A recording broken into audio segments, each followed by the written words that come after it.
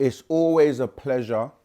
I'm honored to be able to come before you, to share the good news of Wu-Sabat as given to us by the one and only Dr. Malachi Z. York, Pa Nabab Yanun, the Master Yanun, who is the master teacher, and we are student teachers of the master teacher, meaning that we're both a student and we share what we have been taught as a teacher at the same time. So we refer to that as each one teach one. And we're all aspiring, should be aspiring to be student teachers, because we all have to spread this knowledge of Wu-Sabat. We're living the era of truth, and the truth shall make you free. So we want to make as many people free as possible on the planet, worldwide. So that's what Wu-Sabat is here to do. Wu-Sabat is about unity. It's about world peace. It's about coming together, uniting everyone under the banner of truth, because there's nothing as good as having truth in anything you want to do, right? And if you think about it, it's actually common sense, because when you don't have truth, it creates chaos. Example, if you were going somewhere and you had the zip code, and we say postcode here in the UK, and you tapped it into your sat nav, you'll know it will just take you there. You don't have to worry or panic or anything. But when you don't know where you're going, then you may go in the wrong direction, ask people, do you know where this place is? And they might not know and send you in the wrong direction. You're stressing, especially if you had to be there on time at a particular time. And it brings a lot of stress and worry not knowing where you're going. And so to know gives you that confidence, you're relaxed, you're not stressing out. So, truth is something that everyone likes and needs. Nobody wants anyone to tell them lies, When you're with someone, with a partner, a loved one, you don't want them to tell you lies, do you? You want the truth. So, yeah. Mashon Dixon from Chicago in the house. Well, welcome. We got Botswana in the house. Ateng, Dan, Rahubat. Okay, I'm just kind of scanning some of the questions, and already I'm seeing people asking us questions that we've done whole videos on. So that tells me you haven't watched the video. You should really try and go through all the videos that we've done.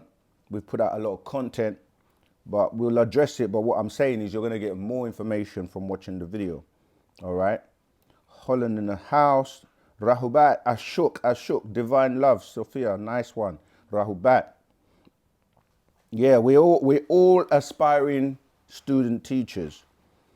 All right. And remember, you should be in the Telegram group. If you're not, the only excuse is that you're new and this is your first time. So check the chat and join the Telegram group, because, we share information there first. And it's one place where we can all come together, and everything that we're putting out is posted there first. And for those who were, they got the new updates that we posted in the group. So you should be, aware of the new information. And before we get into the questions, remember, Wu-Sabat is the umbrella to unite everyone. We got a call already? Gosh. All right, let me just finish this. Wu-Sabat is the umbrella to unite everyone. Old-timers, newcomers, people from the Christian background. If you were a Muslim, a Jew, a Hebrew, whatever before, Wu-Sabat is the future. So come home, come and join us. Let's work together. All right, first caller, Rahubat. What's your name? Where you calling from? And what's your question, please? Hey, can you hear me? Tua, I can. Okay. Hey, this is Jamel. I'm pretty much calling because I got a question for you. Sure. Let's say I'm going to school for Africana studies. What do you think would be more helpful or more impactful to the people, especially trying to build up the community and stuff? Learning about my history and learning about the culture and gaining knowledge, or learning about finance and gaining knowledge about that. What do you think as best for people as a whole, not just me, but as a whole? What do you think is best for a community to strive in? Should they focus more on the money side or focus more on the knowledge side? Okay. So the first thing you're not going to learn about your history in those schools because they actually don't teach you your history. This is why Wu-Sabat is here. History means his story, and our story is a mystery.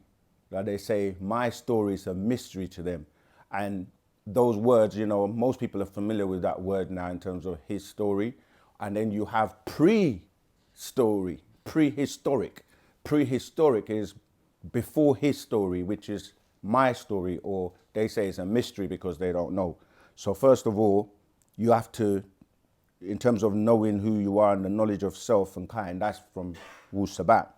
In terms of the second part of the question, it's always best to get skills that we don't have. So yeah, learning about finance, but you have to also remember that if you're thinking about finance in the way of the current system, that's gonna evolve because we're going digital, and so the fiat system is really dealing with debt and it's on its way out. To be honest, so yeah, learning. We need every type of skill in terms of accountants, finance people, lawyers, people with, carpenters, plumbers. Really, you need to get skills that's what in the past, traditionally people will become apprentices to work under their family business. And if somebody was a farmer, then you kind of will automatically go in that vein and also become a farmer. Just think about, things that are skills that you can utilize, and from those skills you can actually create your own business, or make money from that. So yeah, it's more about learning skills that are hard to come by. Computer programming is an excellent one when you're looking at the medium to long term future in terms of everything's going digital, IT, etc. So learn about programming, learn about the blockchain, learn about AI, learn those skills. And of course, the fundamental skills like farming. In economics, you got to remember, they teach you that food, shelter, clothing. That was the traditional way. But in the modern times, you've got to deal with not only food, shelter, clothing, but you've got to deal with communications, transportation, and those things are also needed because those things you can't go wrong. You need food to eat to survive, somewhere to live, shelter, and things to protect you from the elements. But in today's time, we need to communicate, so telecommunications.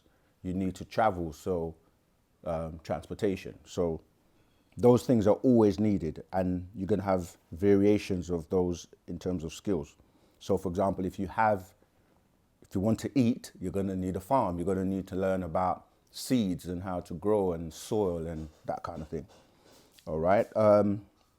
My question, this is from D Brown. The first question was, but I got kind of interrupted with the call. I was going to say before I answer the question that the new information that we shared in the Telegram group, I kind of went back and so if you want to know that information, join the Telegram group. But it made me pick this book up again. This scroll from the Master Teacher. He put this out in around 1997. It's called "Is God an Extraterrestrial?" because the latest information that we shared was talking about, what's going on with the drones and the orbs, and which we know to be extraterrestrials, and some of them anyway. And so I went to pick this book up again, and I think I'm going to just read the introduction because, like I said, this was put out in 1997, right? And the title is God an Extraterrestrial? And the first question is God an extraterrestrial? And he says, answer, first, let me make it clear that we are running out of time, and I don't have the time to try and convince you that extraterrestrials are real. I don't have time to convince you that your concept of God is all wrong. I've come here to do a job, and I'm going to do it regardless because time is running out. One thing is for sure. When I told you that no one wins the race in racism, I meant it. What I was trying to tell you is it's not a black or a white thing. It's a grey thing, meaning extraterrestrials, or what they refer to as greys, are under the control of reptilians and have come to this planet and have taken control right under your nose. Principalities in high places know this, but they are not telling you, and they're not going to tell you. It doesn't matter what color your skin is. So when you ask, I'll say, very good question. Is God an extraterrestrial? When you hear the name God, you think of some supreme being up there in the heavens or skies, far away, sitting on a throne, surrounded by a heavenly host, often called angels. This is what religions teach. Psalms 45:6, Matthew 5:3, Quran 2:255. You think of God as an unquestionable, infallible ruler with power to merely wave his hands and things come into existence or are destroyed. Genesis 1:1, Mark 13:19, Quran 2:117. Sounds a lot like a superhero action figure. To me, that is the kind of God that people are worshipping. In biblical times, it's Theos to Christians, Yahweh to the Jews, and Allah to the Muslims, and God to many others. In modern times, it's extraterrestrials. Although I have been saying this for years, now that articles are popping up all over the place, you will begin to believe me. Extraterrestrial beings were responsible for creating humans and most of the Bible characters that mysteriously appear and disappear were extraterrestrials as well. When you take a better look at the scriptures, and that is the Bible of the Christians and the Quran of the Muslims, not merely in their translated form as the King James Version of the Bible or the Yusuf Ali translation of the Quran, and look at the languages Hebrew, Arabic, and Greek, you get a much better understanding of what and who the God of these books is. The Old Testament, the New Testament, and the Quran is. The God of the Muslims sits on a throne in Quran 2:255. He gets angry in the Old Testament. He sits and talks to Moses on a mountain, Mount Sinai. He tells the chosen children of Israel that he is jealous, so you better not have any other gods but me, in Exodus 34:14. In the New Testament, that wonderful place up there that you will be rewarded for doing good here on earth, in biblical times was called heaven. In modern times is Orion. Thus, when you say above in the Old Testament, in Aramaic, Hebrew, the heavens is shamayim, meaning up there or skies, with a plural ending. When you say the heavens in the New Testament, in the Greek, you get Oranos, meaning the heaven of the skies, or simply Orion skies. When you say heaven in the Ashuric, Syriac, Arabic of the Quran, you say Sama or Samawati. Again, you get clouds or up there. None of them can or do give you the exact place for heaven, except the Greek, the Orion constellation in Job 9:9, 38:31, and Amos 5:8. You think of God as a compassionate, all-loving father figure. In the Hebraic beliefs, he makes himself appear to those selected prophets like Noah and Abraham, and even Abraham's wife Sarah. He comes down from heaven, Genesis 11:5. Predicts physical events such as the birth of Isaac, Genesis 17:19. He sits, Psalms 47:8. He drinks, Genesis 18:3, 3 to 18. Genesis 18:3 to 18 and 7. Genesis 18:3 to 18 and 7. He eats the flesh of cooked dead animals, Genesis 18:8. He told her he would return in 9 months, Genesis 18:14. He even drinks wine and eats flesh of the very creatures of who he has created.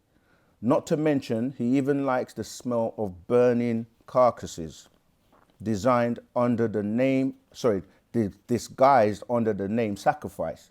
He walks in the cool of the day, so he also has physical feelings or senses, Genesis 3:8. He talks, so he has a voice box, Deuteronomy 5:29. He even regrets, as in his image and after his likeness. He even regrets creating human beings, Genesis 6:5 to 6, which are supposedly in his image and after his likeness, Genesis 1:26 to 27. In some cases, he is even satisfied with his own creations. He changes his mind, as in the case of Abraham, when Abraham convinced Almighty God not to destroy the cities of Sodom and Gomorrah on behalf of one righteous person, Genesis 18:23 to 28. He takes land from one nation of people whom he created, such as the Canaanites and the land of Canaan, and gives it to another nation of people like the Israelites, Genesis 12, verse 1 to 5. He parts the waters, as in the case of the Exodus, on behalf of one nation of people whom he created, and to the people of the same family, being the Egyptians, are merely descendants of Mithram, who was Ham's son, the son of Noah, and drowns them, Genesis 14. This being that you are calling God is not emotionally stable enough to be called the supreme creator of the universe. I've got one more little paragraph to read, but shall I take that first? Okay, last little piece and then we're done, yeah? He's too easily swayed, sounds too much like a human to me than the ultimate giver and taker of life. Whether the layman knows it or not, people are no longer going for the religious rhetoric that has been passed down to them from 6,000 years ago in the case of the Old Testament, 2,000 years ago in the case of the New Testament, and 1,400 years ago in the case of the Quran. A time when people didn't know and would believe anything that was thrown at them. Now people have right knowledge and are well aware and have portable computers with online Bibles and dictionary reference where whatever is said to them they can look up on the spot, where they can determine through the rhetoric. You may not like what I'm saying, however, you better take a look around and see what direction the world is heading in. Then ask your religious leaders to explain to you extraterrestrials and their origin. Ask them to explain to you what happens to the dreams and hopes of paradise or heaven if a comet or a meteorite hits the planet Earth and wipe out all existence as we know it. Where is God in that? All right, I read that because, as I said, given the up-to-date information, I went back and touched on that, and it felt like, remember that's from 1997, it felt like it was literally talking about now, and that's our current, and how far back Parnabab Yanun was, breaking down information. So yeah, let's take this call, and then we'll get back to the questions in the chat. Greetings, Rahubat. What's your name? What's your question, and where you calling from? How you doing? I'm doing my best, Zamaltat. How are you? I'm okay. So my name is Essence from Georgia. Hey, Essence. And so this is the question. Hold on. I typed it in on the YouTube. Okay. So, okay. So I said, can you please explain to me why melanated people, as in, like, I don't want to say the term black because not everybody wants to go by that, but some people do have melanin, you know what I'm saying? But you know what I'm asking. So can you please explain to me why melanated people are treated horribly in all countries? Are we really cursed as a people? Okay, Tua. All right, yeah. So first thing is, melanin is in everything and everyone. But when you're dealing with the races, the Nagaru or the Negroid race, we produce melanin because we are sun people and from the sun. Others do not. They either are recessive in terms of their melanin, but no, we are not cursed. This is what it was a misinterpretation where, because it said in the Bible, cursed be Ham, well, it actually said cursed be Canaan. And because Canaan, because the people that, the Jehovah Witnesses and certain people, they didn't actually know the translation for the words. Ham means black. And they misinterpreted it and thought that it said cursed be Ham. But it was Canaan, the son of Ham. This is where the issue came in, because to be black and have melanin is not a curse. And even today now, they actually recognizing the importance and the value of melanin, so much so that quantum computers are being used or made with melanin because of the amount of information that it can store. Spaceships are coated with melanin. So the protection from the sun and this new sun cycle and what people are calling global warming, the melanin protects you. So we're not cursed at all. It's just that it's kind of a love-hate relationship for people who don't have what you have. And so Canaan was the son of Ham, and obviously he was cursed with leprosy. He was an albino or albino, but that means that he was melanin recessive, and so he couldn't take the sun, and he had to move up into the mountains to a much cooler climate for his skin. The lack of melanin in the eyes, melanin in the brain, melanin in the epidermis, which is your skin. So he had to move into cooler climates, and that's where you mostly look at descendants of Canaan, the 11 sons of Canaan, which will include what we're calling the Canaanites or the Canaanites, the Archites, the Arvites, the Amorite, and so on. You can find their whole list in the scriptures. But yeah, so it's a love-hate relationship, because when people want what you have and they are jealous, because jealousy, this is another thing. This is why I was reading about how can God be jealous of his creation. To be jealous, this is one of those 9 mental diseases. Ego, pride, jealousy, anger, gluttony, lies, beliefs. These are all 9 mental diseases that it affects people. And you can go on TikTok or any other social media now, and a lot of people are telling you how, we are loving, caring people. We don't go around the world causing chaos, creating wars and fighting and dropping bombs and destroying when you compare to other races. So yeah, it's more of a love-hate thing. You're not cursed at all. That's reverse psychology in terms of, tricknology, where you're made to feel bad. Because even that term black, as you said, it's not really a description for us. We're different shades of browns, but we're not black. Black is not even a color, because if all colors combined are black, then what color is black? So black absorbs everything and white reflects. The absence of black would mean the absence of intellect and intelligence, because God said, let there be light whilst he was in darkness, you see, and the baby's grown in the womb in darkness. And there's so much intelligence in darkness that without even the light, because I'm saying light to relate to lighter shades, but the speed of light itself at 186,270 feet per second, it's not even able to escape the darkness. So yes, it's all technology where everything's turned back to front. So if you look through the dictionary before, everything with black was given a negative connotation. You know, blackboard, blackboard, blackmail, and all the, you know, the characters that in the movies that are bad guys would wear black, the good guys would wear white. Go back and watch some of the, you know, like the cowboy movies and stuff like that. So it's just a technology, but you should know that that's not true. And there's no such person as a white person either, because these are the opposites or the extremes. And no one is white, because if you look at this, they will tell you this is white and they will tell you that this is black, but you can clearly see my skin to this black is completely different. So black is dealing with the state of supreme balance before chaos, before the light is switched on. Because why do I say that?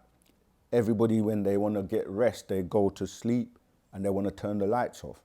Unless they've been taught to be afraid of the dark, because a lot of people from childhood are taught to be afraid of the dark or the black because of all these, like I said, these, you know, like everything is negative that's black and everything that's supposed to be good. You know, white wedding dresses, angel's fruitcake is, you know, chocolate, and the devil's cake. You know, we can go on and on and on, but you get the point I'm making. So no, that's a blessing. It's not a, yeah, it's not a curse at all. Okay, right, let's keep, oh yeah, I did finish what I was saying with the book. Right, let's get back to the questions. Yeah, the question was, how did Noah, this was from D. Brown, how did Noah have 3 kids in the same year? There must be a theme, because it kind of relates to the last question.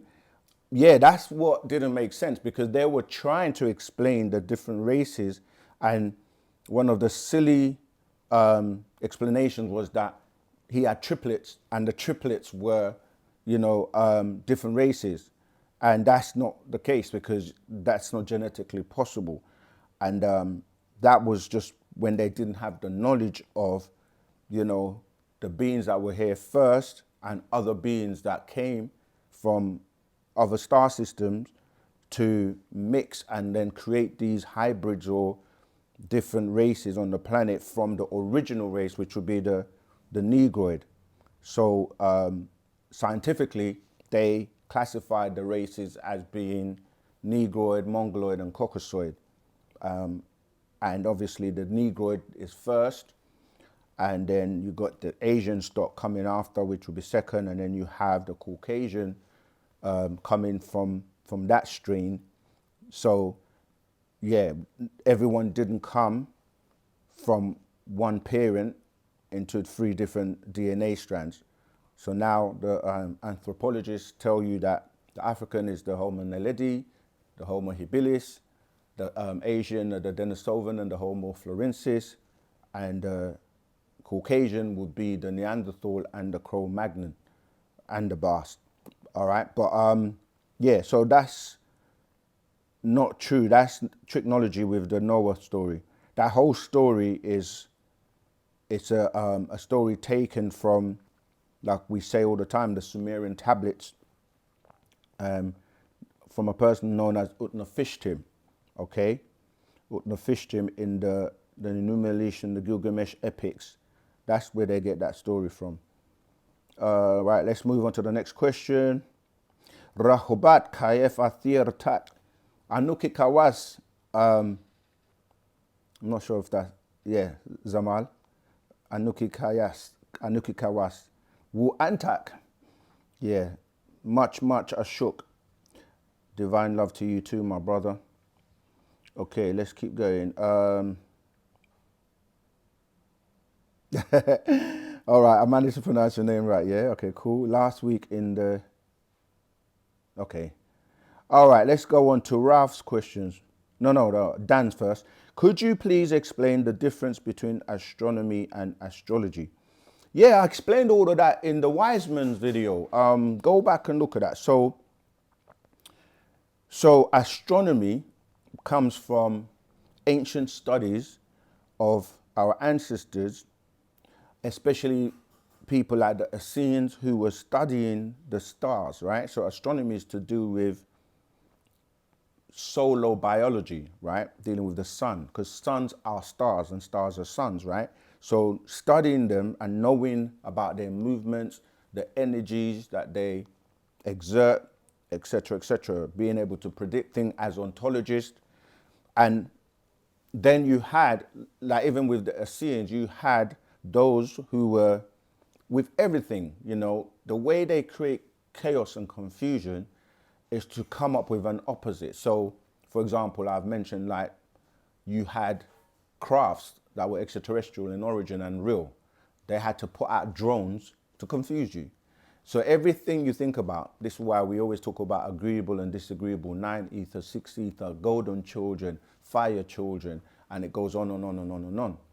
And so this is where you had those sorcerers, witches, wizards that turned what we know as astronomy into astrology, right? Which is now becoming horoscopes and trying to tell you, you know, your future, and people like look at newspapers to find out about what they say is going to happen to them based on astrology. Yeah, so yeah, I actually covered that in the video. So go and watch the Wiseman video and it goes into more detail. Ralph, I was still watching The Secrets of Jesus. It is interesting to note that Yahshua spoke Aramic, but but why is it the gospel in Jewel translated from Hebrew, Greek, and where is the original gospel of Yahshua?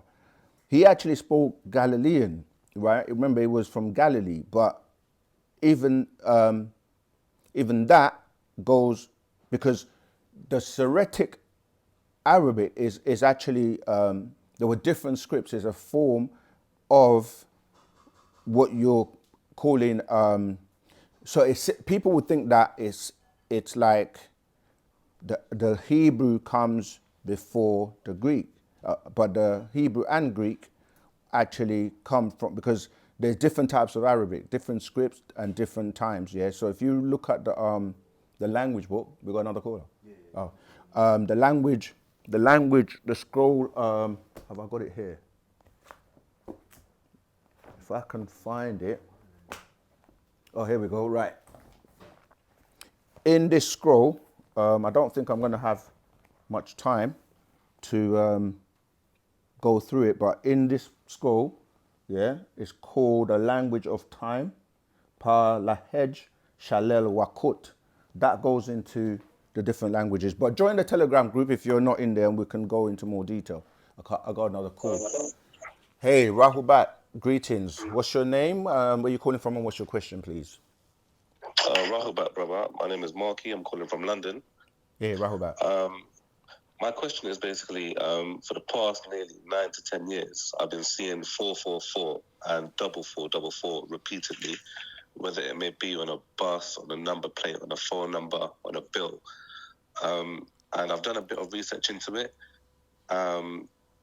And I've got sort of like the worldly impression of what that may mean, but I haven't yet found an answer through Doc. So I was wondering if you could sort of maybe shed some light on that for me, please. Again, yeah, I try. I do my best. Many people seeing these numbers, and people call them angel numbers and so on and so on.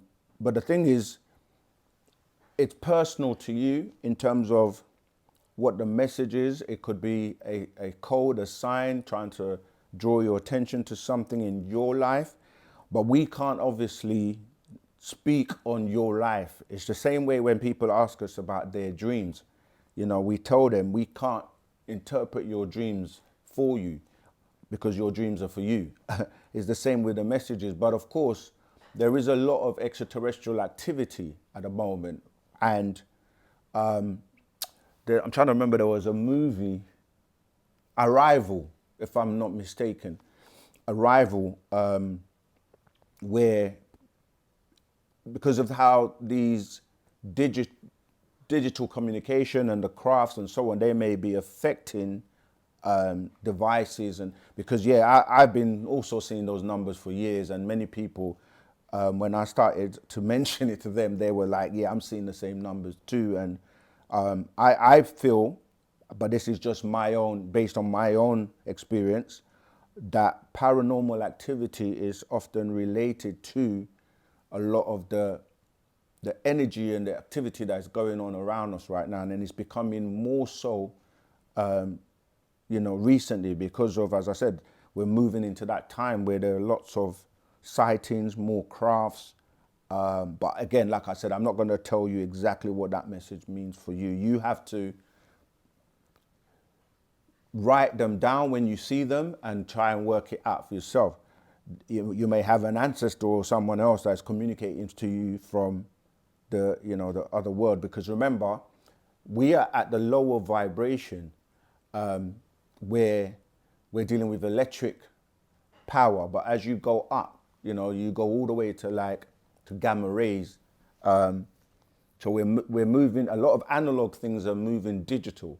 So if you remember, we used to have like analog records, vinyls, and now that moved to CDs. And then from CDs, it moved to downloads, which is just digital.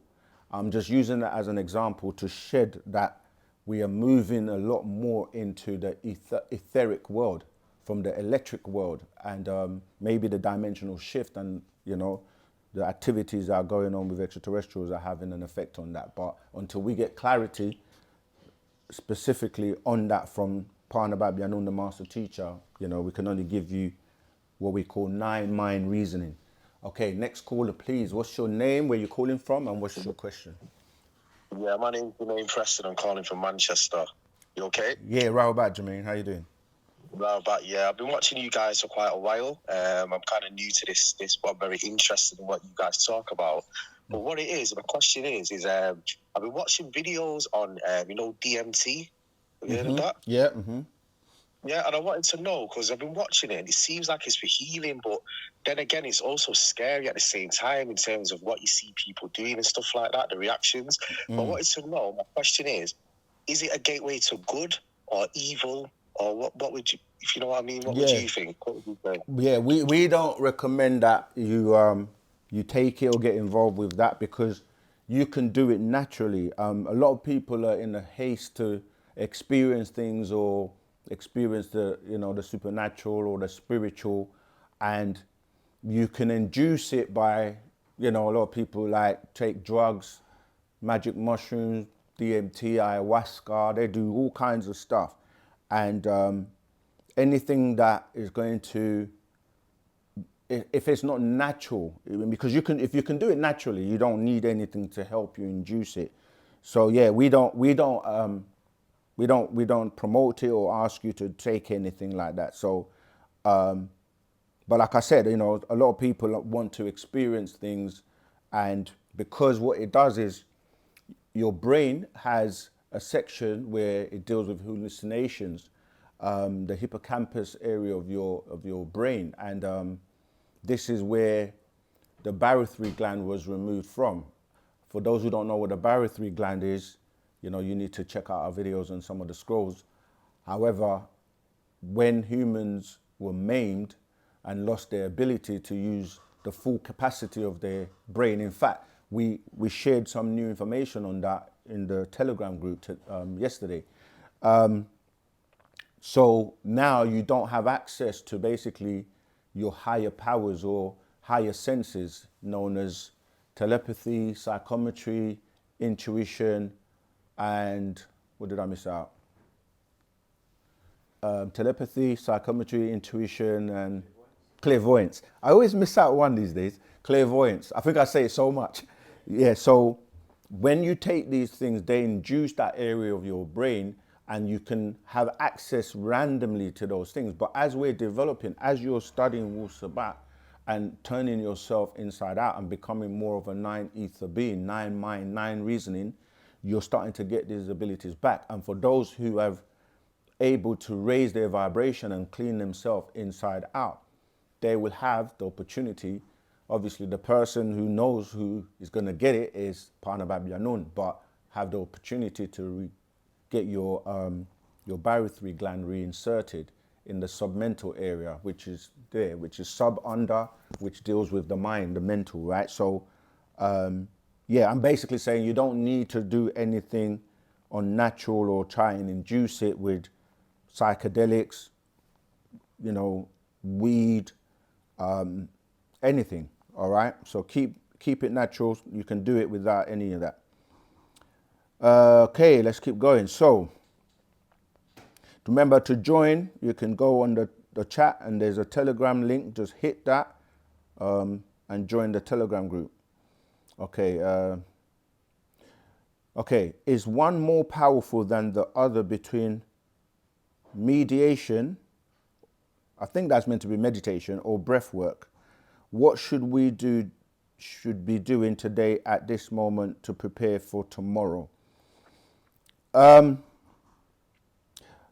Breath, it works in conjunction. Both of them work hand in hand because breath is so important, but what we're breathing, even though we call it air, it's not as clean as it used to be, yeah? So,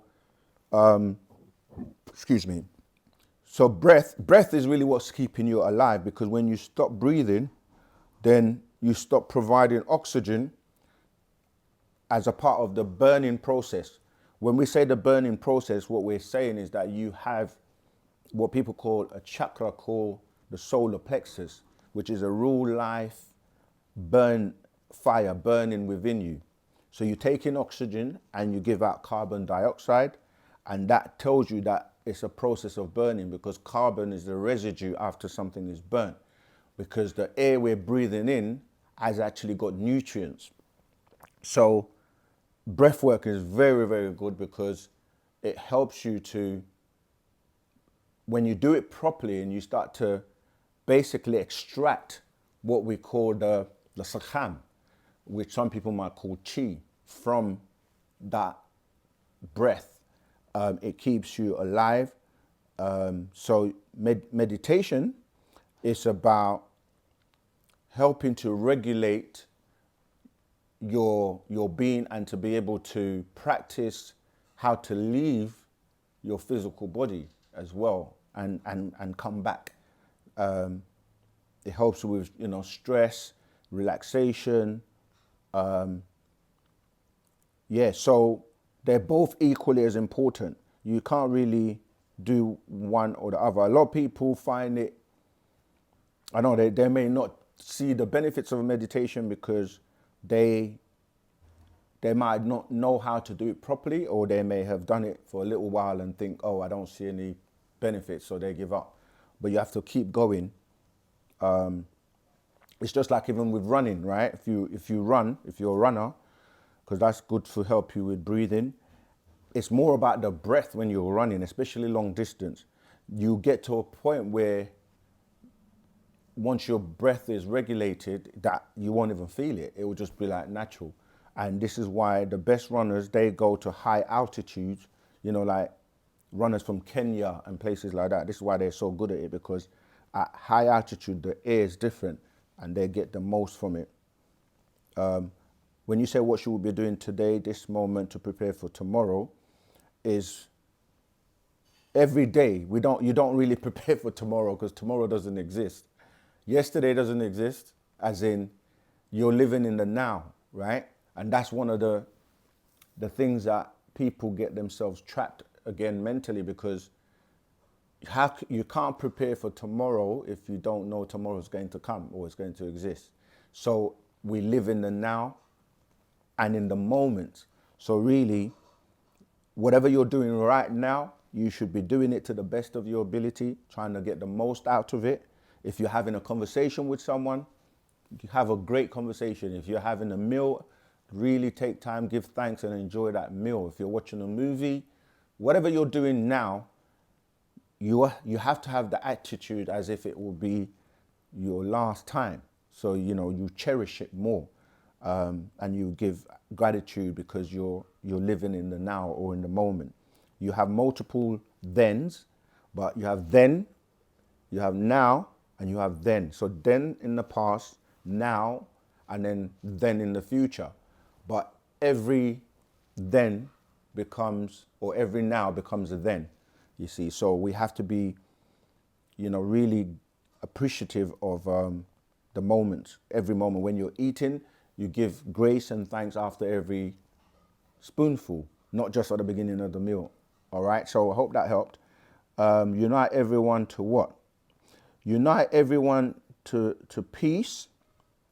And when you are united, you can then focus your energy in doing things. Oh, sorry, that's from Miss Essence. You can focus the energy in producing and doing things that will be for the benefit of everyone. Let me give you a better example. So right now, for example, many people will go to work, let's say do a 9 to 5, right? To get money and to pay bills, to basically just do the same things over and over and over and over again. Now, for a moment, just imagine if you didn't have to work. Everything you need was provided for you, as in food, shelter, clothing, whatever you need, right? What would you then do with your time?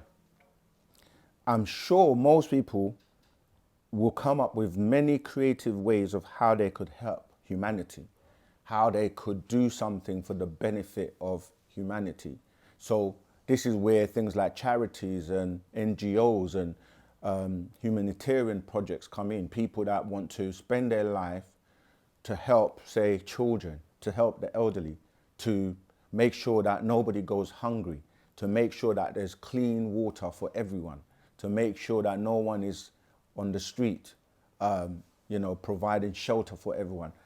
And we would then focus our minds on creating things that would take the whole of humanity forward, because we're quite barbaric in the things we're doing in terms of the divisions. Because when we're not united, because of things like religion, because people will look at other people that are in different groups and say, I don't like you, or I don't get on with you, or you're going to hell because you don't do and follow what I do, or because you got a different skin color and I have a different skin color, because, there's so many things, because I earn more money than you, and all of these things bring about disunity. So when you ask Miss Essence, unite everyone to do what? To make the world a better place, a peaceful place, so that we can focus on trying to become a part of the intergalactic community, because we are also behind in that regard. But let me take this call. Hey, Rahubat, greetings. What's your name? Where are you calling from? And what's the question? Rahubat. So can I prefer not to say my name? That's okay. That's okay. I'm calling from London. Yeah. Rahubat. Rahubat. Before I get into the question, I just wanted to say apologies, because my question, I know I could get the answers if I put the work in and with divine love and actually try to give back to Wu-Sabat, but honestly I don't, and I just had to apologize for that. And if this question's already been gone into depth from one of the previous... No, it's okay. It's fine. Go ahead. First of all, I just want to say, because I can't help it. I'm a teacher, and when we say apology, we're just giving energy to Apollo. So a lot of the time, the god Apollo is a Greek god, yeah? So people will say, I'm going to apologize, and not realizing it's a game wordplay. So the best thing to say, and I'm not having a go at you, I'm just doing it for the benefit of everyone, is to just say, I'm sorry. And in our language, I will say, Anuki Nadum. Yeah, that's Anuki Nadum. Perfect. You said that with the correct tones. Like, that's how easy Nuwapic is to learn. But sorry, go ahead. Yeah. I just wanted to know exactly what happens if one decides to self-delete. Like, what? Because I know when you travel into the next dimension, you're going to see a white light, and you may see your body on a ground or on a chair, and you're levitating above. And I know energy doesn't die, but what exactly happens after that? Like, I know you go into another life and another form. I got you. But yeah, talk me through exactly what's going to happen, or what would happen. Okay. There is no such thing as this is exactly what's going to happen, because everybody experience is going to be different depending on, but number one, deleting yourself is one of the worst possible crimes you can actually commit, because you're here for a reason, and people tend to think when they get to that point of wanting to unalive or delete themselves, it's because they're facing certain trials and tribulations, or going through a hard time, or they're just fed up, or they're tired of this world, or they feel like they want to escape. But in doing that, you don't know that it's going to be better where you're going. And remember that the cycles are given to you to perfect yourself, because we never used to have to go through this cycle. And so the first thing is you come back, and you can come back and be in a worse predicament, or in a worse situation, or worse scenario than the one you think you're escaping from. Because what it is that you've come here you have a purpose to achieve. And if you prematurely unalive yourself or delete yourself, you know, you're kind of like affecting not just yourself, but everybody else, because it's kind of like you've thrown things off its natural course. And so the main thing is to figure out what is going on and learn how to overcome it, because that challenge is also part of your development and part of your journey to help you prepare. And you may not know that at the moment you're going through that, what you may perceive to be suffering or struggling or whatever. It's when you look backwards, you know, this is where you connect the dots looking backwards, because you can go through something now and later on you can be in a position you're like, if I didn't go through that, I wouldn't be where I am today, because everything has a connection to everything else. And so you might think it's kind of selfish as well, because you don't know how that will affect one of your family members or anybody around, you know, your family, because that is one of the gravest, you know, sins, if you want to use that word, you can commit, and you don't know what your punishment. But to go through in terms of what happens if you were to go the way you're supposed to go, it also depends on how spiritual you've grown, because this is a skin suit. Your physical body is a skin suit.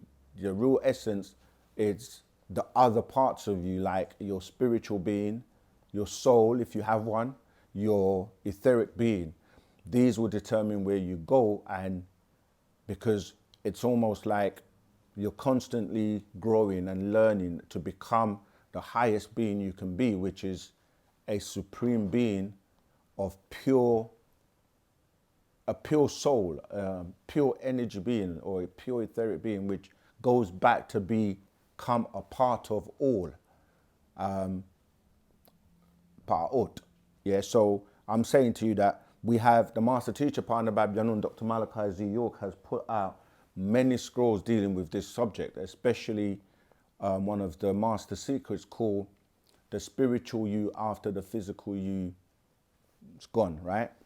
Dies. So read that scroll carefully. There's another one called the 24 Elders, which talks about what you go through. There's so many scrolls covering this subject because he is a spiritual master as well as a physical master. So yeah, that's not something you should be really doing, because it's something that it could be. Do you want to, for example, come back and go through a worse situation than the one you're trying to escape from? The answer will be no. So yeah, but if you were doing it naturally, you move on to another realm, and then you exist in that realm, and you do the same thing where you graduate, and then you go into the next realm, and to the next realm, to the ninth realm.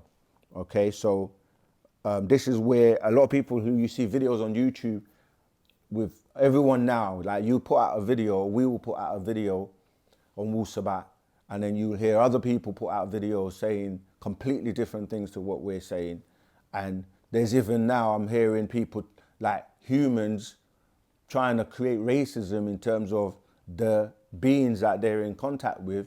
You know, I heard someone saying, oh, it was the Pleiadians that built the pyramids. So now you can have, you know, extraterrestrials claiming that they did things that they didn't do. I don't really want to go into that subject, but the point I'm making is that, you know, Wu-Sabat will give you the correct information. Stay on it. It takes time. It's like, if it's new to you, you don't give up. Anything you start doing, you don't give up straight away. You have to, you know, you have to keep going. Don't give up when, you know, when you don't know what the journey ahead is. All right. Okay. Hey, Philadelphia in the house. 7 Merit, Rahul back. Okay, let's keep going. Where was I? Go ahead. You might have to read it out loud. Yeah. This guy says, what's your thoughts on disability? I have muscularized that one there. Okay. Should be at the bottom. Okay. What's my thoughts on disability? Yeah, but then he's expanded here. What's the name? Just Okay. What are your thoughts on disability? I have muscular dystrophy and use a wheelchair, but I've been told it's a curse. I'm black, by the way. I know in some cultures it's a good thing, but not in... No, of course it's not a curse. If anything, it's just genetics. We actually break that down in, there's a scroll by the master teacher called, what is it? I can't remember the full title, but I'll post it in the Telegram. Something along the perfect creatures. I can't remember the full title. But yes, it's not a curse. Unfortunately, people will say all kinds of things when, oh yeah, we found a scroll. Yeah, it's called, yeah, Freaks and the Perfect Creature, which goes into how we may end up with genetic mutations. And this is why it's important to learn to eat well, to live well, to clean yourself inside out, so that when you're having offspring, because sometimes the genes tumble and will only come about in, say, the 4th generation. Because when you're dealing with hereditary, you're really dealing with genetics. And so, for example, if, that's why we say when a woman's pregnant, she should really be eating healthily, not be like, say, for example, on crack or cocaine or any hard drugs, class A drugs, alcohol, drinking, her state of mind, etc., because that can affect, you know, the child. And it's the same with the male. The male should not, because you're connected energetically, even though you're not physically carrying the child like the mother, you're still connected with the mother and the child.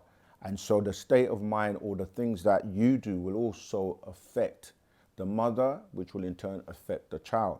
And it may be no fault of your own, but because in the family line, in the bloodline, there are, you know what I mean? Like I said, it could be, it could be something that was done 4 generations ago, right? So it can just like manifest itself later on. It could be a medical problem. It could be something to do with the genetics. So yeah, don't ever take it like it's a curse, because you have beings that are savants who are very intelligent, you know, and they may be physically, I want to be politically correct so I don't offend anyone, but you know, they may have a physical disability, but their mind and their brain and their spiritual being, you know, is very advanced. So never see yourself as being cursed. So that's not true, all right? Okay, let me go back to where I was. Oh, Patar Sokar. Yes, my brother, thank you so much for your donation. Almost always appreciated. I pretty she loved catching myself out. Yeah, we can't avoid it. English words, we all have to learn Nwapic, Miss Batia. But no, much love, much a shook for that. You didn't have a question, so yeah, hashtag 9 ether beings, hashtag, I'm not even saying the word. What's it called? Hashtag. That's it, hashtag now we rise, absolutely. Tawukum. Okay, let's keep going. Make sure you're hitting the like on all our videos. Make sure you're sharing our videos and make sure that you're subscribing if you haven't already done so. I always feel, this is Tammy Harris, I always feel like I'm being watched and it's not scary. It feels peaceful. Do the ancestors always stay close like that? Absolutely. What was that song? I always feel like somebody's watching me. No, yeah, you're right. Like, you do have guardians, you do have ancestors that walk with you and monitor you and, both agreeable and disagreeable. So if you feel that peace, then yeah, that's a good thing. They're looking out for you. So yeah, that's a good thing. And like you said, you're not scared of it, and it feels peaceful. Now, that's actually important because most of us who are coming into this knowledge and learning about the fact that we have ancestors that are in different realms,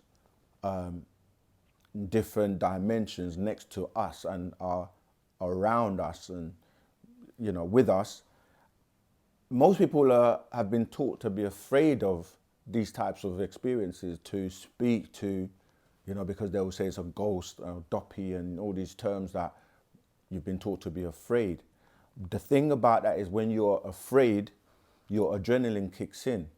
These beings, they can pick up your energy and sense how you are reacting, and they will move away from you or run from you. They may be trying to make contact, but when you get afraid and that adrenaline kicks in, it sends a serum in your body that it's a vibration, it's an energy. It's like animals do it too, and plants. Animals will come to you if you're not afraid, if your energy and your vibration and your aura, is something that they don't feel danger from. And the minute you're afraid, that's what you're doing. So sometimes your ancestors might be trying to contact you. And because of like ghost movies and you've been taught to fear the unknown and to fear, people that have crossed over, that fear kicks in. So you have to learn to overcome the fear, and then you'll be able to draw, other entities and beings, especially if they're agreeable to you. All right? Okay, let's keep going. Good evening. Can you please explain to me why... Oh, yeah, we covered that. Yeah, we covered that. That was Miss Essence. Great question. How can I become a part of Wu-Sabat? That's the most important question so far. First of all, you become a part of Wu-Sabat by you transforming yourself and starting to apply the knowledge that the master teacher Partner Babyanun is teaching you. So by reading the scrolls, but of course joining a community and gathering, coming together and meeting people and talking to people and learning from people, exchanging.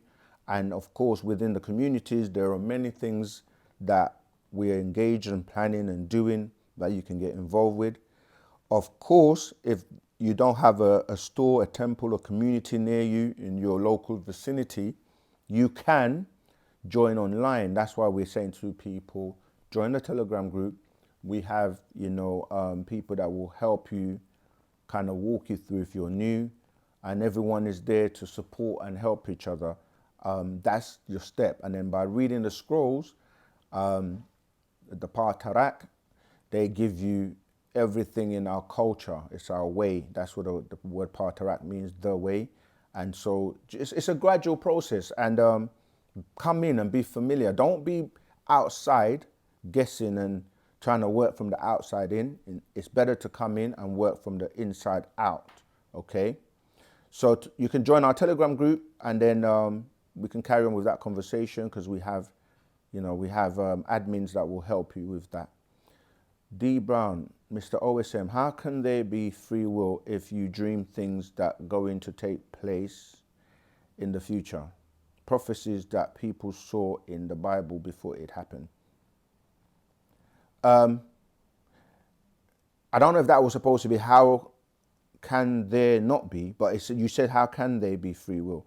We teach you that there's a religious concept to free will, where they say to you in religion that you have free will, but then when you exercise your will to do what you want, you get punished for it.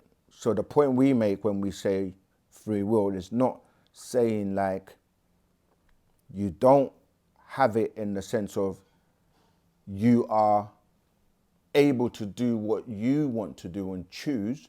We say it like when they say it in the religious concept, it doesn't match up to what they're saying, because they're saying you have free will, but then you get punished if you don't choose what God wants, or Allah, or any deity that you follow.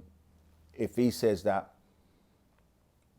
if you do stuff that he says you shouldn't do, you get punished. But then he's like giving you free will to do that. So you're right. We say that you have the ability to choose and do what you want to do, because we deal with fate, F-A-T-E, not faith, F-A-I-T-H.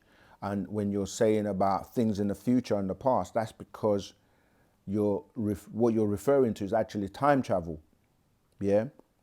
And you can travel between dimensions where the rules of the physical 3D don't apply in those dimensions. Or you can recall things from the past, and you can travel, because time is not linear, as in the way they teach you, like you start here and you just move forward, and they try and tell you that there is a beginning and an end. We know that time is more, it's like time, matter and space, or space, matter and time, referred to as the SMAT circle. They work together, they're a union. They're inseparable. You can't have one without the other. And so it's more of a constant rotation or circle.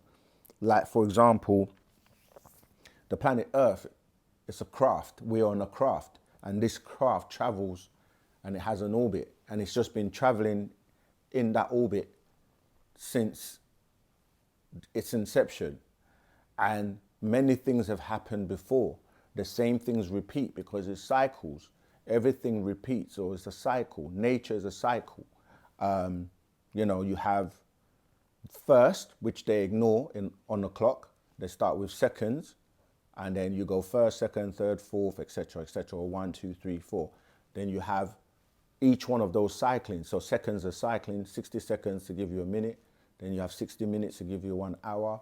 And you just cycling, and you've been cycling the same time that is fictional, as in the clock goes around in cycles. Nature, you're born, you live, and you go back to the elements.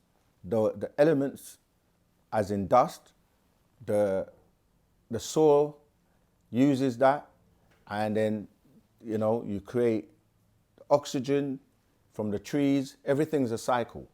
And you have many years, and you say this is a jubilee, this is a century, this is an equinox, this is an epoch. It's all cycles. I have another call, so let me take that and then maybe carry on. Greetings, Rahul Bat. Where are you calling from? What's your name and what's your question? It's Miss TBJ. How you doing? Doing my best. How you doing? I'm doing better. I want to kind of congratulate you on the Jesus. It's more almost like a documentary that you did, a mini documentary. I understood it more in depth with the 3 Jesuses and the following and the separation and the merging. But my question is, you just mentioned not too long ago about the spaceship that we're on. And last night when I was coming out of the store, I noticed something that was like, it wasn't a star by the moon, but it moved And then I tried to take a picture of it, but it didn't come out too well.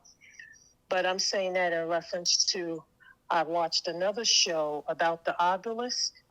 And at one time they shot, I think Russia and the United States both shot a rocket up, and they had a visual on it or something, and it showed where it imploded instead of it going straight up and exploding. Make sense? So that term that we're living in a fishbowl is kind of coming up to fruition, wouldn't you say? And why is it that in Antarctica they have all these flags and these restrictions where people cannot access, but so far it becomes a military thing? Okay, I got you. Yes, I mean, as I was saying before, right now there are more extraterrestrial activity than ever. So it's funny because we literally just posted information about this topic from, one of the updates that the master gave us, and is breaking that down because we've explained before that there are extraterrestrial. This is why you need to be in the Telegram group, because we've actually posted that update recently as of yesterday. So your question is on time. There are many extraterrestrials that live and have been living on this planet for a very long time. We call it a planet, but like I've also broken down, you're talking about Plan ET, an extraterrestrial plan. And it is a craft, and just like the craft many talk about, like Nibiru, because of its sheer size, people don't view it like a craft, but it is a craft that is traveling, and portals are open to different dimensions. And this is what's happened with the second CERN project, which, they used a hydrogen collider to smash atoms, and this has opened up portals where beings are coming in and out. But you've always had extraterrestrials in different parts of the planet, as in the seas, as in the Antarctica, as in the skies. And some crafts have been placed in certain strategic positions that you can't see them. And, they call them like the Lagrange points, and you have beings that would stop certain beings from leaving here, because Earth is also like a prison where you're quarantined and you have to go through certain processes to be able to leave.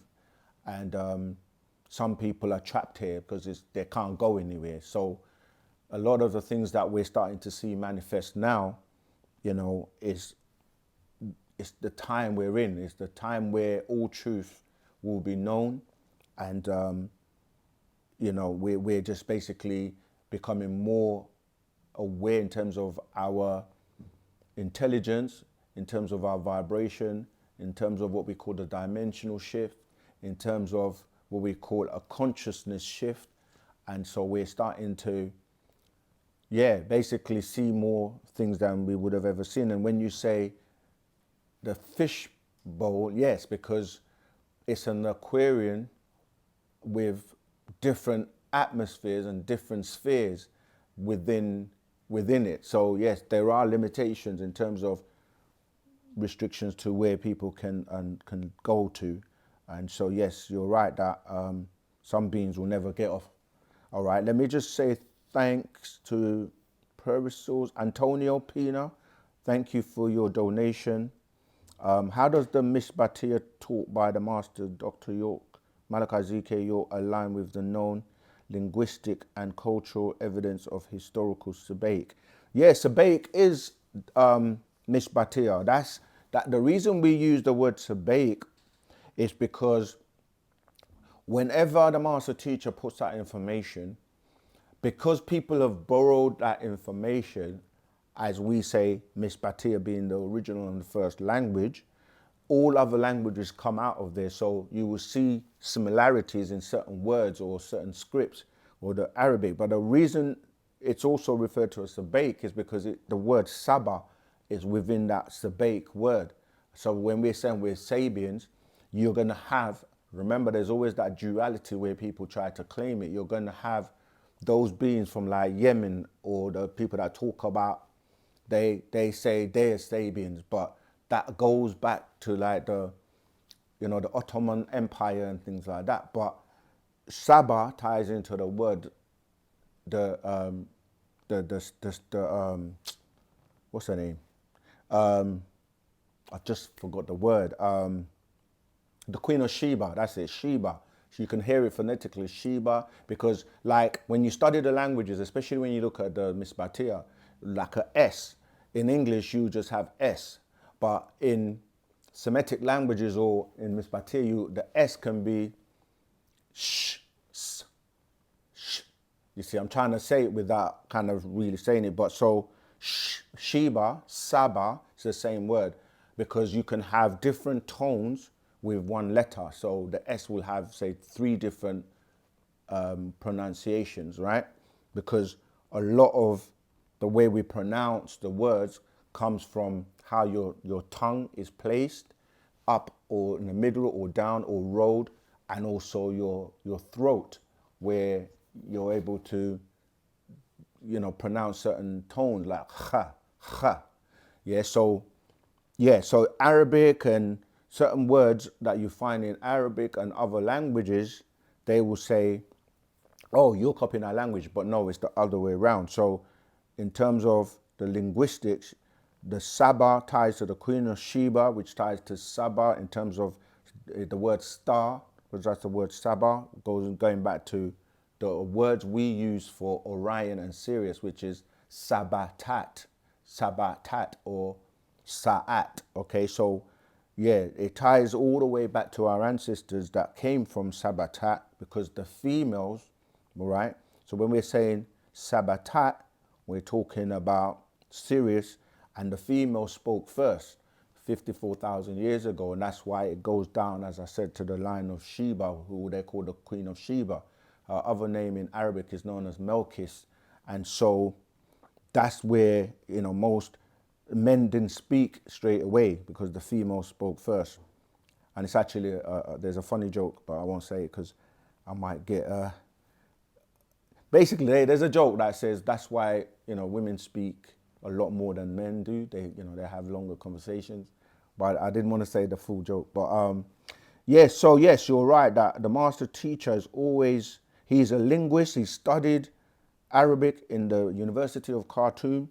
He's a master of languages, and when we say to people he can speak any language, and people have counted like 19 where they've watched him speak these different types of languages. But when you have the root language, you can see how all the other languages come from it, as in the branches. And so the only way you can count is whenever somebody's encountering him and they speak to him in their tongue, and then he just starts speaking with them. And over time, people have counted the different amounts of languages he's able to speak. This is why, being a linguist, the scrolls and the books that he's put out, you learn so many languages by reading. So he teaches you all the languages as you're reading, because when he's translating, say, a verse from, say, the Bible, he will give you, if it's the Greek, he will give you the Greek, he will give you the transliteration, and he will give you the English. If it's the Old Testament, he'll give you the Hebrew, he'll give you the King James Version, and he'll give you the transliteration as well as that, the English. So you're learning these languages as you go along by reading the books. And but when you learn Misbatia, you're learning the root, and therefore you can see how easily it connects to other languages. But that was a great question. Perisils, if I'm pronouncing your name properly. Tawat for that question. All right, let's keep going. Remember, you can call in, because calling in, you get priority. And I'm trying to catch up, scrolling back. Okay, wow, we've got so many questions. Join the Telegram group, because we may not be able to get through all the questions today. Right, Roderick Thompson, you said Ashuk. How does the Utnapishtim story differ from Noah's? Yeah, that's what we're saying, that the Bible is plagiarized from these books, the Sumerian tablets. That's why it's the exact same story, but obviously with sensationalism and, turning it into 6 ether and making it into something that it's not. And that's why we say to people that, and even the Utnapishtim story is a story, and it's talking about, just like, okay, imagine now, right, today we have tsunamis that take place in certain parts of the planet. And even like the fires that are going on right now in LA, right? Something will happen in a region where it gets flooded, and a story is written about that incident. And years later, that story is retold and retold and retold to the point where Chinese whispers get in. And then you get to the point where now that story becomes Noah taking 2 of every animal to put into an ark, and the whole planet was flooded, when that wasn't the case, you know. So yeah, it's just stories that took place in ancient times, and they were recorded in the Sumerian tablets, and that story gets pulled over, and today people are thinking it's the Noah story. Just like the crucifixion, so-called crucifixion story, which we've expounded on, as the last caller was saying, you will say that's new, but go and read Psalms 22, yeah? And you'll see that that story relating to David is the exact same story that's been copied into the New Testament. And that's even funny. How would you have a New Testament or a renewed testament, and then there's this division between the Old Testament and the New Testament, and people trying to get everybody to just believe a 2,000-year-old story and say that this is how you should live today. And then you have Christians looking at Jews as being separate, yet they're called Jesus, the King of the Jews, so they say, when he was on the so-called cross. But watch our last video on which Jesus, that goes into detail, all right? Right, we've got so many questions. I'm going to go through them quickly now. Cover that one. I am black but comely, O ye daughters of Jerusalem. Yeah, it's funny, I was just talking about, yeah. The funny thing is this racism, that's why the master said in the introduction I read on that. If you haven't got that book already, it's so like current, but this was written in 1997, Is God an Extraterrestrial?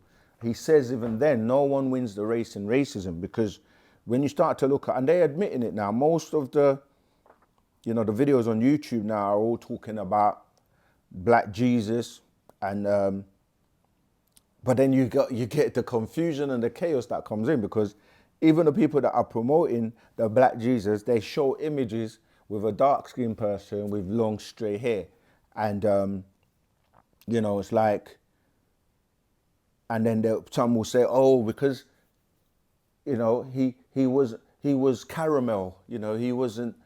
They don't want to admit or accept that he was black, but yeah, you go to the description in the Bible, he's talking about his hair's like lamb's wool, his feet are like burnt brass, his voice is, you know, harsh like the voice of many waters, his eyes are red, and you start to look at the traits on the planet of who has that. Most of the characters in your so-called Bible are actually black, so it's not about the color, and it's not about racism, and it's not about, like he said, it's not a black or a white thing, it's a gray thing when you're dealing with the grays and extraterrestrials that, you know what I mean, are the one in control of the planet anyway. So, but yeah, I'm just reading the quote that talks about Solomon, because Solomon, if you break down the words, yeah, it's all about people from ancient Egypt, really.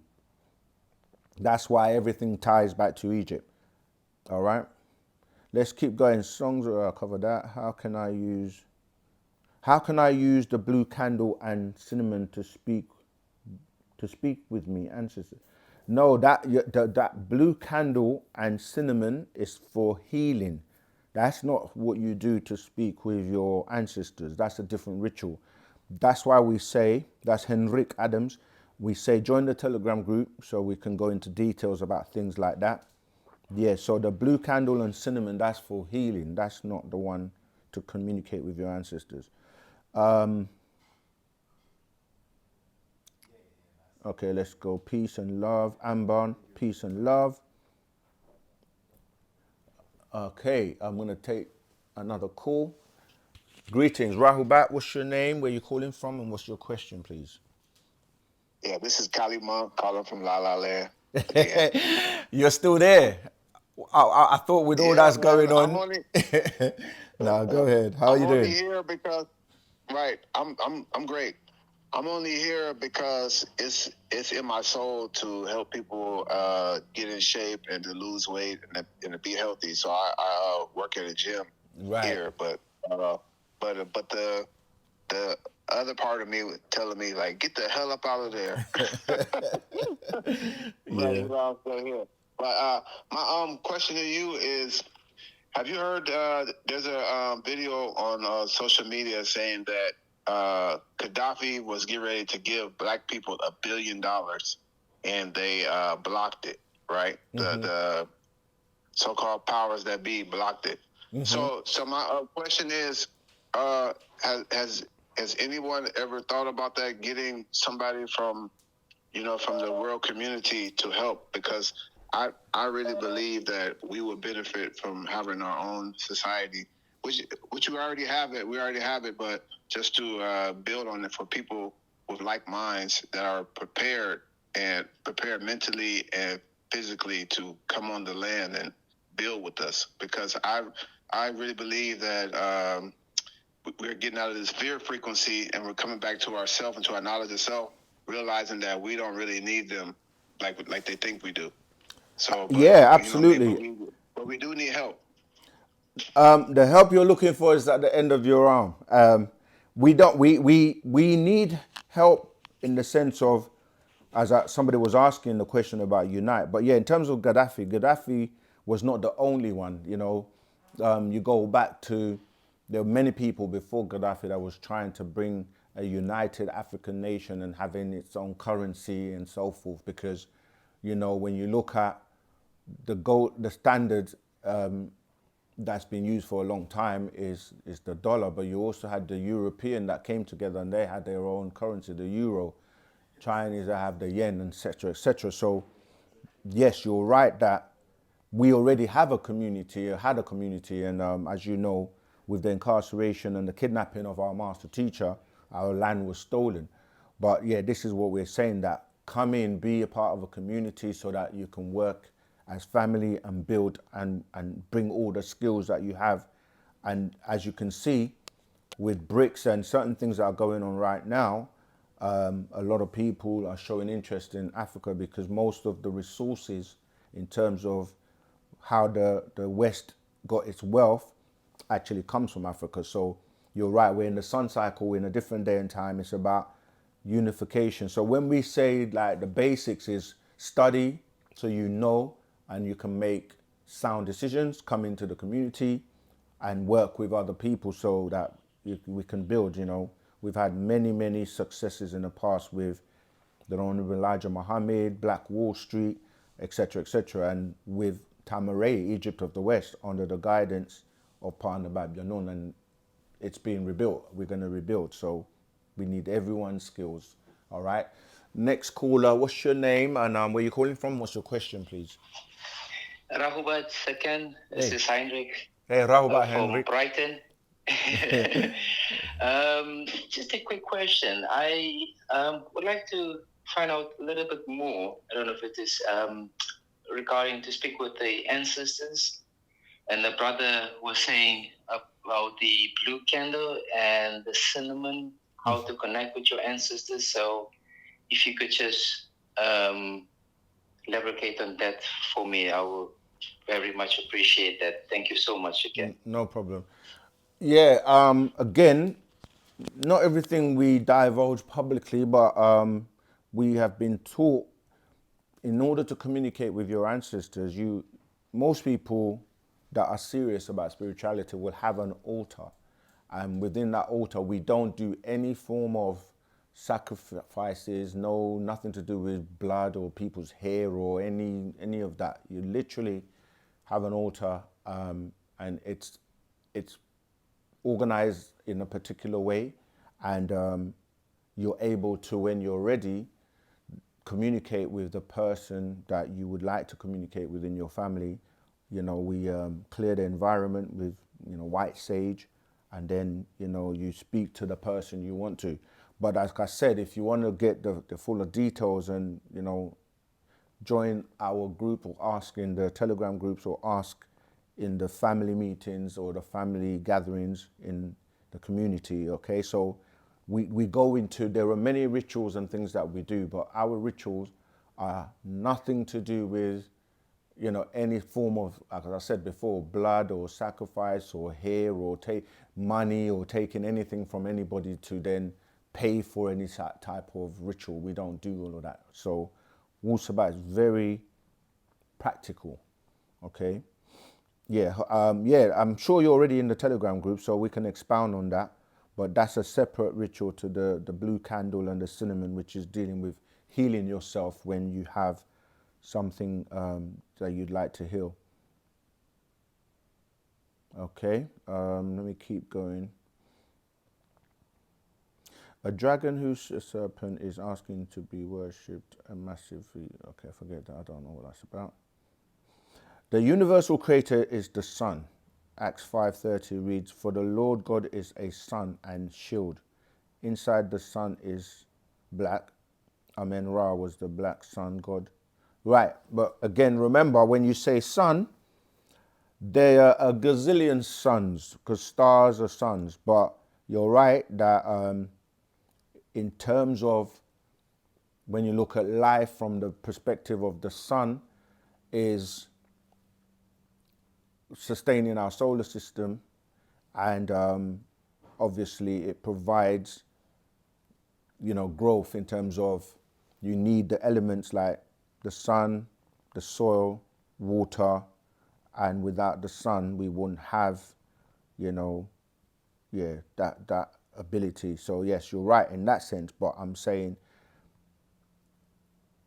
it's wrong to think about it just like, because our one sun that's the, you know, the closest to us in our solar system is the sun that is the creator of all life, because there are different suns outside of our sun. That's just wanted to touch on that, but in essence what you're saying is true.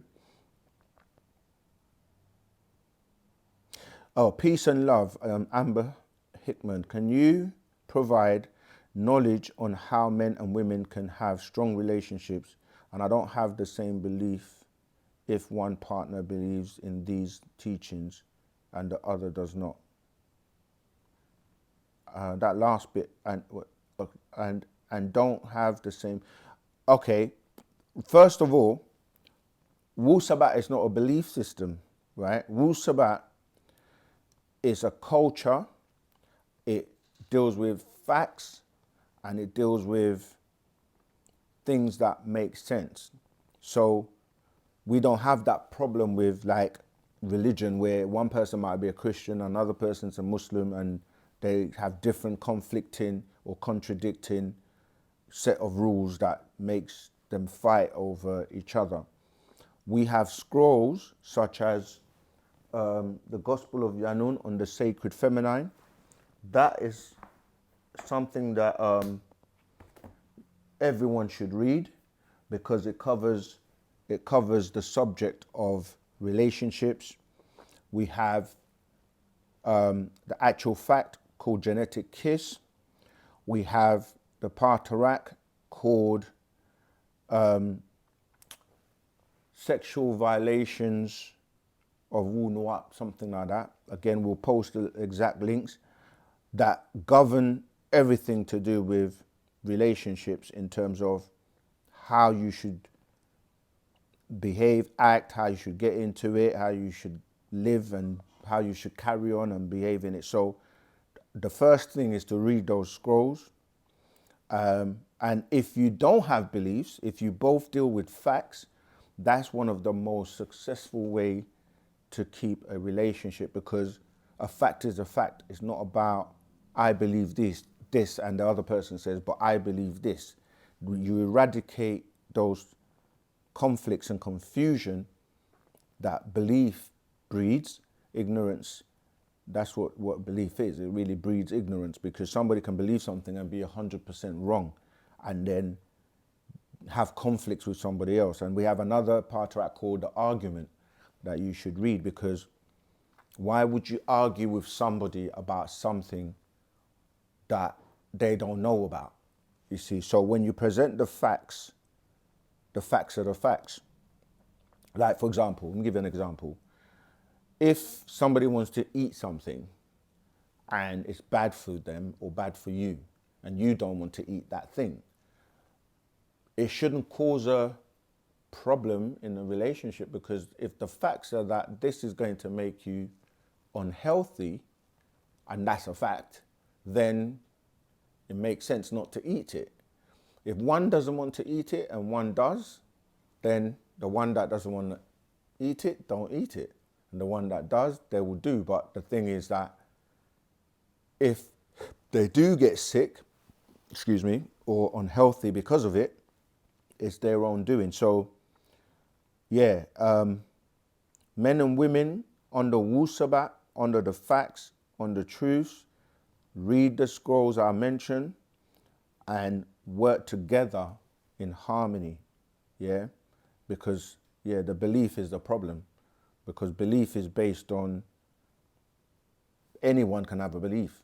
And some people can be dominating or domineering in terms of, okay, because I believe this, you must believe me and follow me and do what I say. And that's not how life should be. All right, let's keep going. Oh, somebody was answering that question anyway in the chat. But that's funny as well, because in the Quran, it says that a Muslim should not have Christian friends and or be with Christians, but it's kind of contradictory, because why do you need a book to govern what you do in your life? Because you can shouldn't be falling in love, but you can, be in love with someone, and then you're telling me that because a book that it's not even accurate tells you that you can't be with that person, you're not going to be with that person. How can I start from the very beginning with Wu-Sabat? The beginning is where you start. There is no very beginning, because Wu-Sabat is alive and it deals with now. It deals with the moment now. So if you want to read a scroll now, get a scroll now and start reading it and start applying it. The master answered that question that was put to him before, where someone was saying that I feel like I've missed so much and I've just come in now. I feel like I have to read all those books and catch up. And he said, it doesn't matter if you're here 2 minutes or if you've been here for 30 years. This is what he came to give us, the hereafter doctrine. And if you're studying that now, you're right on time.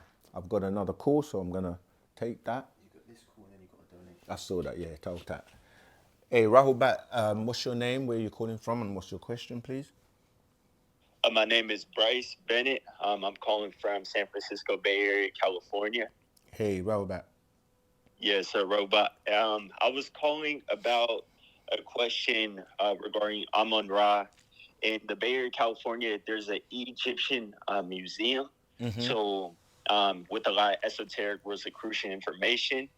And it seems like they know that all that Egyptian stuff is real, even the folks that aren't the black race. I've had encounters with Amon Ra, and I was wondering you all's opinion on Amon Ra, as Billy Carson talks bad about Amon Ra in comparison to how he praises Thoth. But I feel like they're both of divine intelligence that's, almost at a, they're already ascended, and I feel like they're closer in their connection beyond what we are. And for Billy Carson to favor one instead of the other, I feel like those are our ancestors and divine beings that we should both give light to. I just wonder you all's opinion on that as well. Tua, thank you. Yes, sir. Yes, so the thing when you say Amon Ra, you have to remember that at the end of all prayers in the religious world, whether it's Islam, they say Ameen. Obviously, Christianity, they say Amen. In the Judaism, they say Omein. That is all relating to Amun, and Amun is one of our ancestors. And although, I remember I did a video about commenting on what Bill Carson was saying. That was misinformation to a certain degree. Well, it was misinformation, and what we're saying is that if you study, go back and watch, and you mentioned Tahuti as well. We've already done a video on who Tahuti is, and when you're saying Amun, this is the same being that reincarnates from time to time. And when Parnabab Yanun came on the scene, before he started to give us what we wanted, he was teaching us about our ancestors and about, about wu-nuwapu at the time, which is Wu-Sabat. And he was known as Amon Ra and Thoth, yeah? And in fact, if you get hold of this scroll that he put out called The Coming Forth by Day, which people refer to as the Book of the Dead, and you turn to the first, I think it's the first page. Yeah, there you go. You will see that picture of the translator of this scroll known as Amon Ra and Thoth. And when you break the word Amun, which means the hidden one or the faithful one, because the translation is the faithful informer soul of the Ptahite, Amon Ra and Thoth, right? So I'm saying that to say that you're right, that when you start to look at the Europeans that are in they have like the Shriners, you will see that if you look at the symbols that they wear, they will have the symbol of Amun on there. But yeah, Amun is a deity, is one of our ancestors, and if he wasn't that important, why does everybody uses his name at the end of their prayers? Yeah, so you're right. There's nothing wrong with that. Peace to all. My question is, can anyone make it to the higher realm or be accepted by the overseers? Can anyone make it? Of course, but obviously depend. We actually know people who have in fact, one of the master's first students, right, who wrote this book called I Know This Man. This is one of the best books ever. If you haven't read this book and you haven't got this book, I would highly recommend that you get it, because the reason I'm saying that, it ties into your question, because he was one of those beings that the master told us, Abiyaya, who just when he left, he went straight. No stopping, no coming back, no having to do anything, but he just went straight. So yes, it's possible for beings to do that. And that scroll is one of the best examples of what we call divine love and how the master showed divine love. I'm not gonna do the spoiler, because you should really read that scroll for yourself, and that will help you to make it when you recognize what this being did. He walked with the master right from the beginning, until his last breath. So yeah, that will answer that question for you in the most profound way. Oh yeah, I thought I've lost it. Yeah, we thank you all for those who show love and appreciate love. I'm trying so hard not to say appreciate. We appreciate. I'm doing it now. See, I want to say tawukum, tawutat to all the people that have been showing us some love with some donations. Okay, here we go. Patar Soka, is that one? Is that the one? Yeah, why did the Nataru... No, I'm saying the wrong one. Okay, cover that one. Oh, there you go. Yeah, I got it. I don't know how to pronounce your name. Is it how do you pronounce it? Would you say that? Pericles? Yeah, sorry, I'll just say Antonio, because I can pronounce that one. Why did the Nataru choose to come to Earth and decide to stay? And what purpose does their presence serve our growth? Right, so the term is Nataru now. I know we use the word Nataru because they're nature beings. They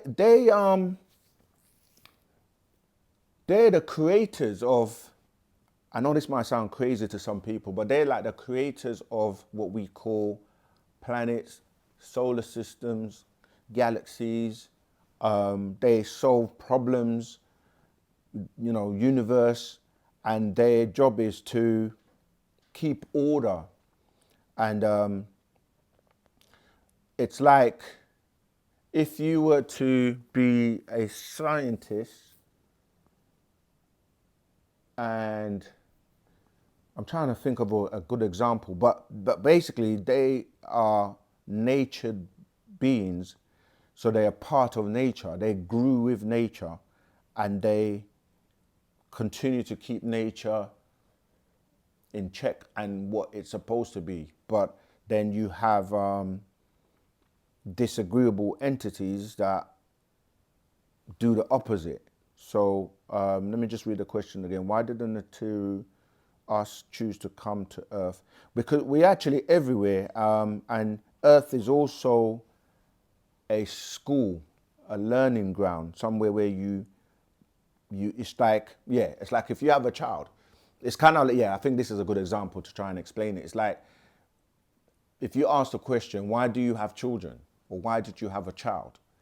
Because there are many ways and many reasons how children come to be.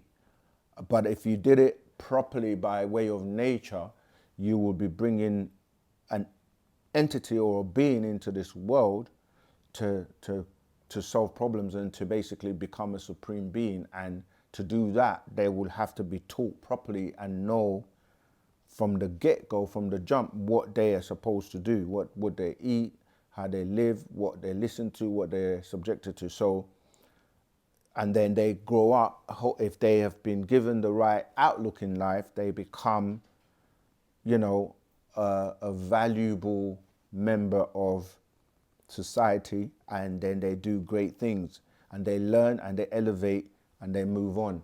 It's like that. It's a growth process. So I really hope that helped. Miss TBJ, thanks for the donation. You're showing us love. We're grateful. Gratitude. All right. Okay, let me see. I have to go back because in Egypt, Amon and Ra fused into one, and I think Amon was an individual that came into fusion with his extraterrestrial DNA based on our contact. No, what it is, Ra is really pronounced Reye, which became, as you say, Ra or Ray or Roy, which is dealing with the sun, right? Reye, the rays of the sun. But Amun was a part of the order of Re, because when you look at ancient Egypt teachings, when you see the three motions of the sun, where you have Atum Re, Atun Re, and Amun Re, which means the hidden one, and then you will have the Anun Re, which is the darkness, and then coming back from Nun to Amun, which would be like, to Atum, which is the people will look at that and interpret as being the sun rising, and then Atun Re being the zenith or the middle, and then when it starts to go down, as they explain it, we know the sun doesn't really move or go down. And these three beings, Atum, Atun, and Amun, were a triad that belong to that order of Re. And Re is the best personification or the energy that we're viewing as the sun, which is hydrogen and helium constantly converting. That energy is the best or the closest to a manifestation of the being that we're seeing visibly in the physical world. So that's why you get the Amon Ra, because he was a part of the order of Ra or Re or Reye. Okay, so that's tying into what you're saying, B. Okay, I think we have another caller.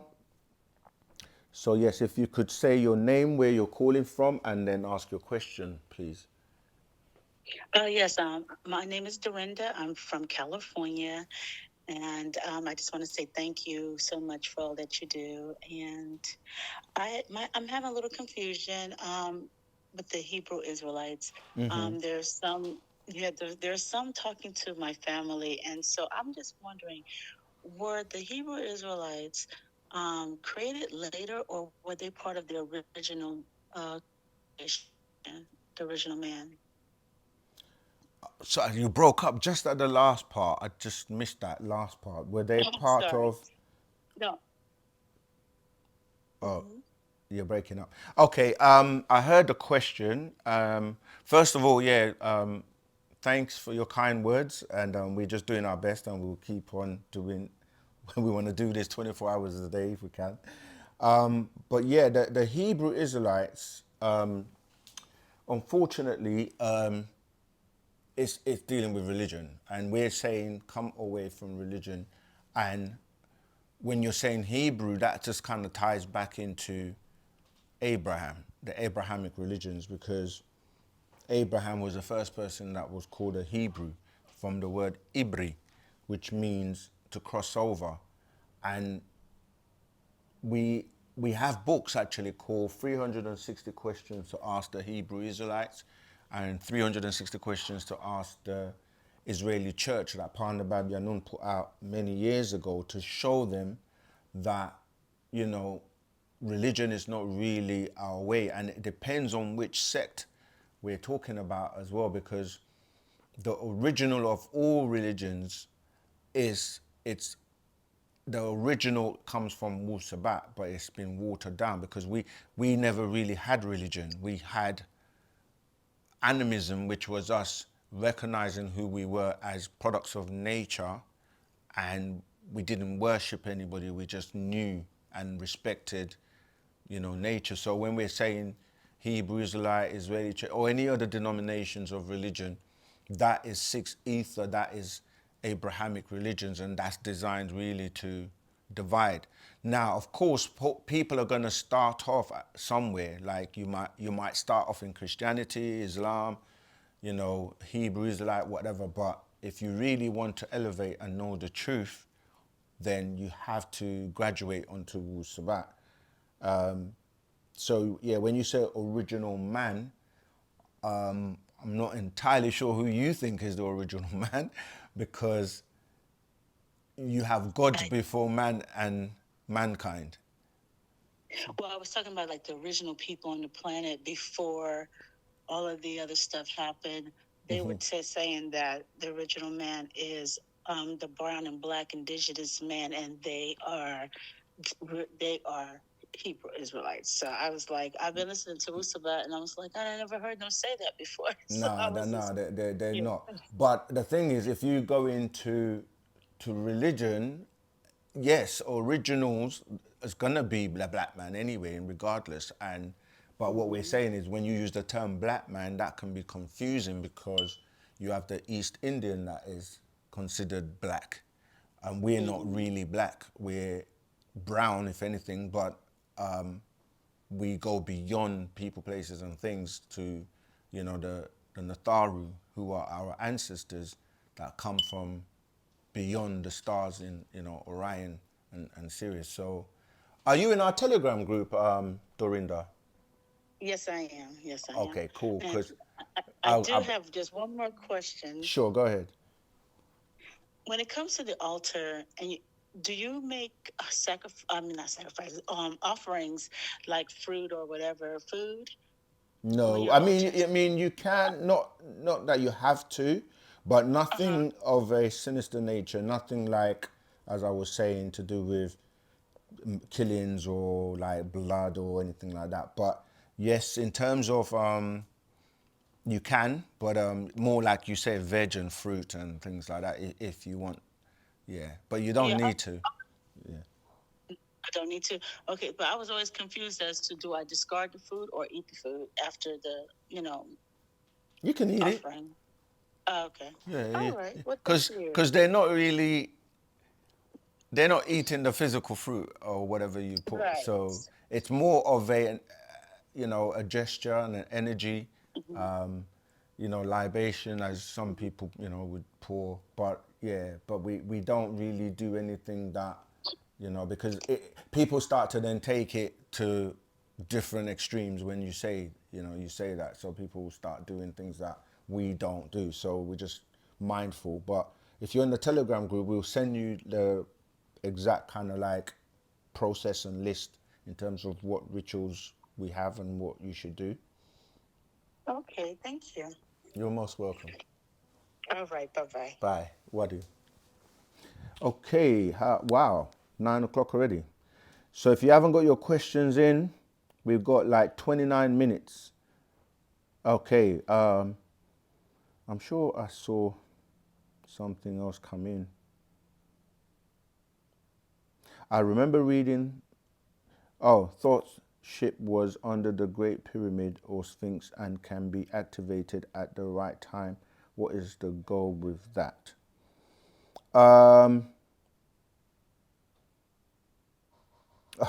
Wow, sorry, I missed a question before that. Let me go back.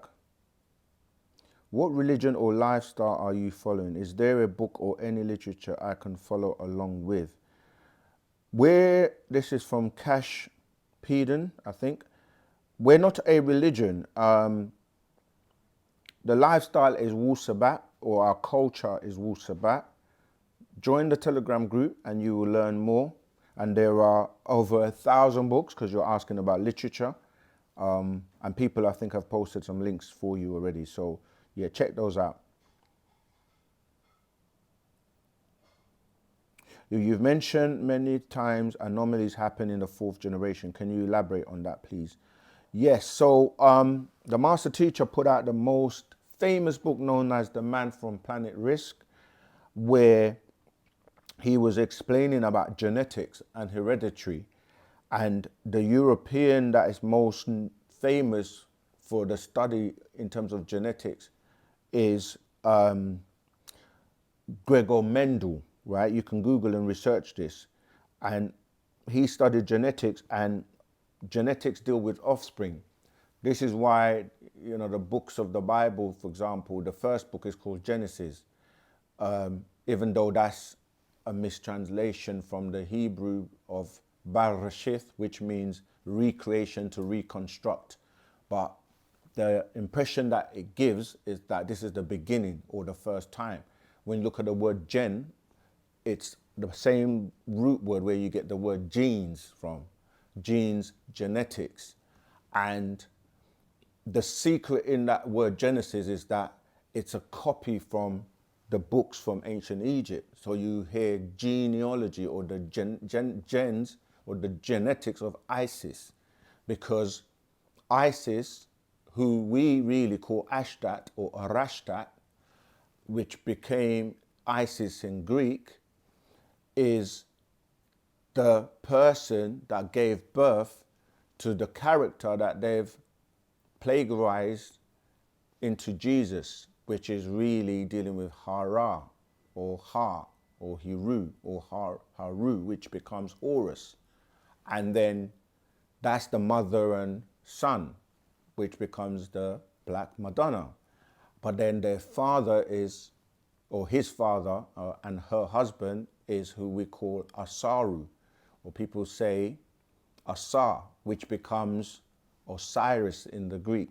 So when you see words ending with tis and us, like in Atlantis, or even the Sinaiticus, these are Greek words because they stole or borrowed the ancient Egyptian stories to form the biblical stories. And you can literally align every character unless you're going into the New Testament, where characters were created by Josephus Flavius, the Piso family, right? So I'm saying that to say that when you're dealing with genetics and dealing with the most profound known geneticist in terms of the European or the Western world, that's Gregor Mendel, and he tells you that in the 4th generation is when these anomalies will appear, because you can have a black family and they have many black children, I'm using that word loosely, right? And then suddenly a child come along that is albino, and maybe even having blue eyes. And you're going to think, well, where did that come from? And if you were to trace the genetics going back 4 generations, this is why we have the personality chart, if you've come across it in our scrolls, where you have you at the top, who is the person that you're going to now go 4 generations down or backwards. So you would go your parents, right, which would be 1 level down, then their parents, which would be your grandparents, that's another level, and then you go 1 more down, which is your great grandparents, and then you go 1 last generation down, which is your great grandparents. And all those people in that matrix, the genetics of them can scramble into you. So then when you now have children and they have children and they have children, if there were defects or any issues with the genes that got passed on to you, they might come out, maybe not in your children, not in their children, but in their children's children's children. This is why even when that curse, it said, curse shall be canon. And then those genes manifested from Ham, because it didn't come out straight away. It came out with the children. So I hope that's really helped you in terms of elaborating on the 4th generation. So go back and study genetics and study Gregor Mendel and look at when anomalies will happen in terms of offspring, all right? How do you have the truth when mostly everything was and has been colonized? That question kind of answers itself. Truth is based on anything, and what you're saying, the colonization doesn't stop the fact that the facts or the original was there and is still there, and there's still evidence and many things that are being uncovered or rediscovered. And just because certain parts were colonized doesn't mean everywhere was colonized, and it still doesn't mean that the truth is not there, even though it was hidden or not known, because the colonizers are not able to decipher everything. So as time's gone on, the many things that have come about, like, you know, the genome project, the human genome project, that gave more information in terms of DNA. The pyramids are still standing there, many tablets that are uncovered. So a lot of information that has always been here is being deciphered. And the master teacher, of course, came here to give us the whole truth, because that's his job. And this time period was spoken about in many prophecies, as in what they call the end of the world, even though we know it's not the end of a world, but rather the end of an era, as in the sun cycle. And you hear the term, when the truth comes, all false things shall perish. Everything will be revealed. You know, that's the timing period we're in. Mary Turner, my eye was open on your teaching about the different Jesus than Yeshua. Thank you. I am gaining a new perspective. Thank you, 100%. That's what the master teacher is here to do. And that's why there's a lot of confusion in religion, and people not realizing that the people they're talking about are actually their ancestors. Okay. These are people having conversations, so I'll skip that.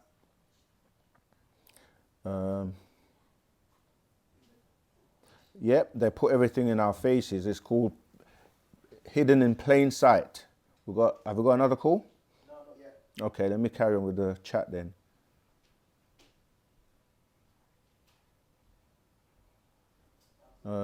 Thank you very much for your response and for everything you do. I have learned a lot. Thank you. That's what we want to hear. We want everyone to spread what they've learned, what they're learning. And remember, our priority, please, let the world know about Panabab Yanun, Dr. Malachi Z. York, the injustice that has taken place. And yeah, we need to come together in love and unity as he has requested of us.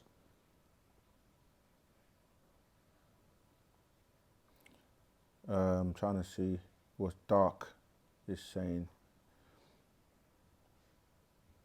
I didn't say Atum is the zenith. Atun is, I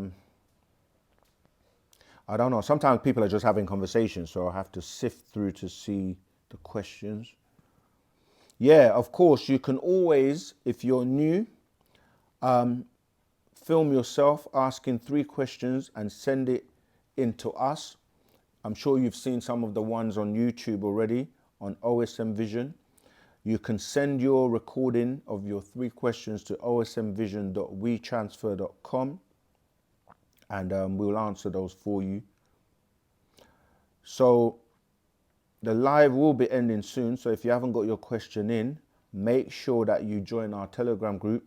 Also, we've already anticipated how we can best help people that are coming to Wu-Sabat for the first time. And what we did was put an online course together to give you a good orientation to Wu-Sabat. That helps you come up to speed very quickly. And again, the links are in the chat. And there is an accompanying physical book that goes along with that also, called Fast Track Your Spiritual and Conscious Journey.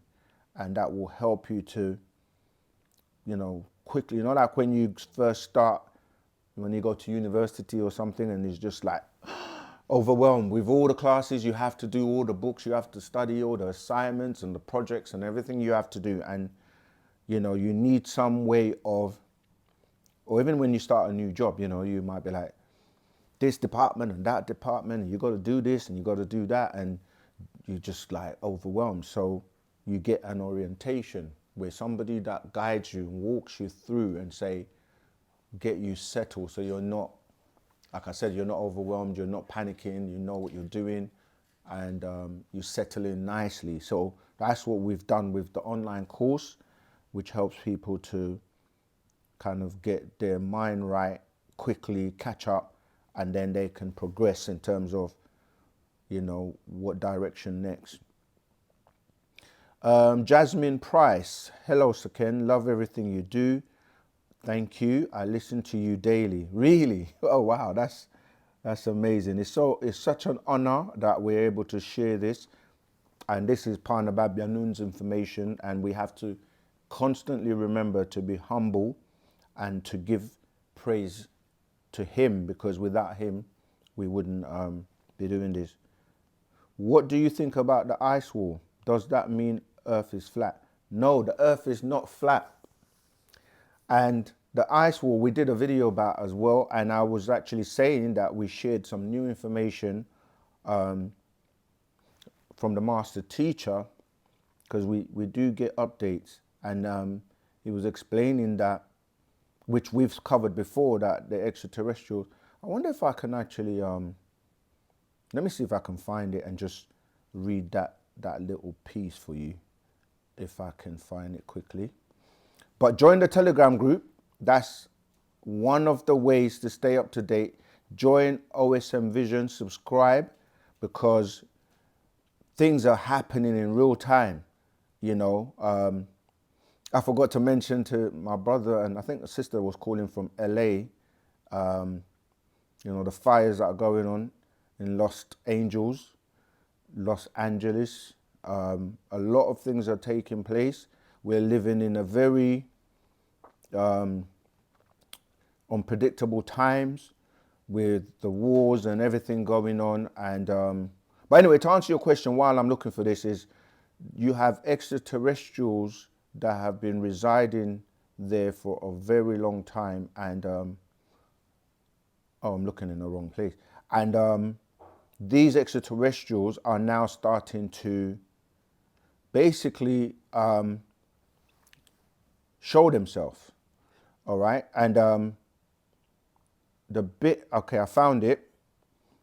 And the master teacher was explaining to us, which he has done many times, about we are living in this new 24,000 year cycle, which consists of 6,000 year cycles, and that we moved into this new sun cycle in the year 2000 from the last lunar moon cycle of 6,000 years. So we're now in the time where no more faiths and beliefs, religions, and we're moving to the solar sun cycle of actual facts, Wu-Sabat, wu-nuwapu, the breaking of the hypnotic spell of ignorance.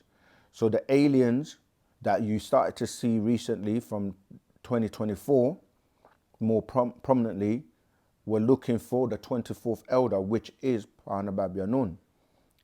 It is time again for the 144,000 to be transported to the South Antarctica, down under the ice, yeah, to receive their barythry gland, which I spoke of at the beginning, in their submental, to regrow in the hippocampus part of their brain for the resurrection, and to activate the use of their whole brain as supreme beings, deities, right?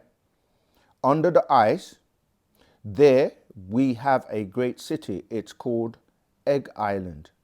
When we came from the waters, we lived there, protected by the mantis aliens. Then we crossed over onto the South Ganawa, known as Africa, and began our migration north to spread over the planet. Yeah? So he goes on to explain, you know, a lot more information, which we've shared in the Telegram group, but that's dealing with the Antarctica and what's going on in terms of the ice, which is why it's been protected. All right.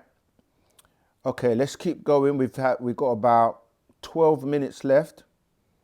Oh, Rahubatni, I see you in the chat. I'm glad you're there. We have other student teachers helping to answer questions, and anything that we don't get to cover today, we will definitely answer in the Telegram group. Okay, so once you join the Telegram group, there's a search function as well, because a lot of people join the Telegram group and they're like, wow, like so much information. And the best way to go through and search for a phrase or your question, and you will see that more than likely it has already been addressed. So you can search in the Telegram group, and we have many documents, files, videos, a lot of media that you can also go through. Has there ever been an attempt to burn the master teacher's books? He must be in some...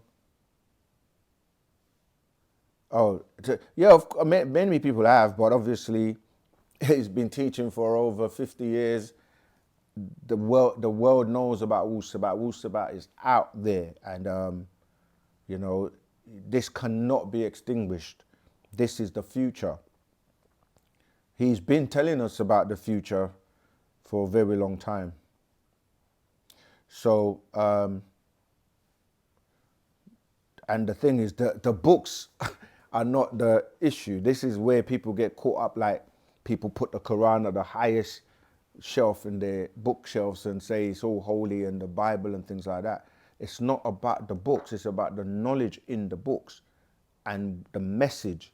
And once you get that message in your mind, in your being, in your, you know, the books is just a physical, it's just like the most important part of you is your soul and your mind, and not the physical you. Of course, whilst you're here in this 3D world, you need your body for locomotion and to like navigate, but it's about your real being, your real essence. It's not about the physical stuff, even though, you know, you need it whilst you're here. But I'm just saying that to say it's not about the books, it's about the knowledge. And that knowledge we give out constantly free on the lives, on the classes, in the classes. And we have many brothers and sisters around the world. Go to our official website, UnitedSabiansWorldwide.com, and you can find the locations closest to you. So yeah, Wu-Sabat is here to stay. Wu-Sabat's the future. Okay, I think we're coming to the last 9 minutes. Look at that, 21:21, 9:9, and we have 9 minutes left. That's a sign. 9 to the 9th power of 9, right? Well, on this clock anyway, because you know time is not real. It's different time zones, different devices. Are we done? Or you got one? One question. Yeah. Do the aliens regard us as their superiors, or are we not superior? It's English words again. Aliens. Extraterrestrial is a better word. You are an extraterrestrial too. We're all extraterrestrials. They're far superior. It depends what you're calling superior as well, because, and it depends which alien or extraterrestrial you're talking about, because some of us are more superior than some of them. So, for example, you have like greys or hybrids that don't have emotions, don't have feelings. They don't have our agility, the way we move, and you know, we have things that they want and they study, like emotions and, as I said, feelings, and so they're studying us because they were actually created by other beings such as the reptilians or the draconians. Then you have like our ancestors, the Nataru, who are the most intelligent, who they've basically elevated to a point where they're so advanced, they're like 100,000 million light years ahead of us.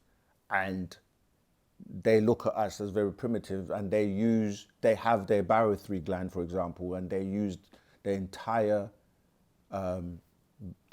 brain, you know, they have full potential. And we can get that too. So depending on which extraterrestrial you're looking at, some are far more intelligent than us.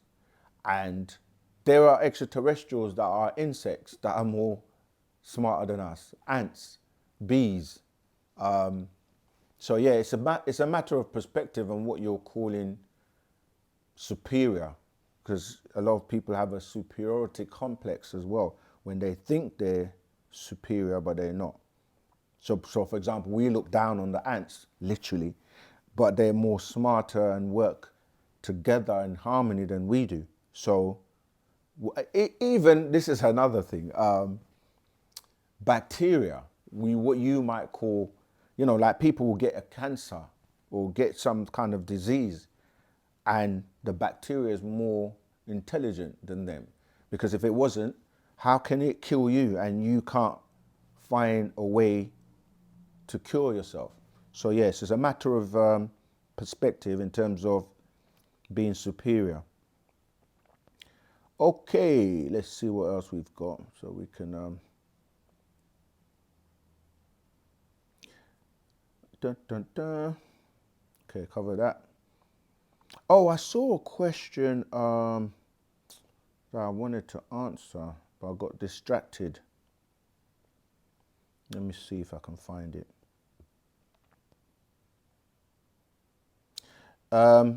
If anybody wants to call in.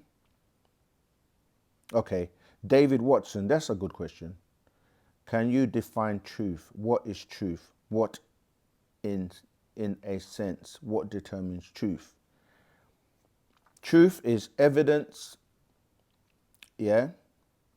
So you want to establish something as truth, you have to base it on evidence, reasoning, and experience. And you don't have to use all three. You can use one or two or three, or different combinations or permutations of the three, because some things you will never maybe be able to experience. So in that case, you have to use reason or the evidence that's available. Because when you go to court or you're accused of something, the law will say you have to provide evidence You can't just accuse somebody and somebody gets sentenced, imprisoned, incarcerated based on belief, based on lies, based on conjecture. And this is what's happening.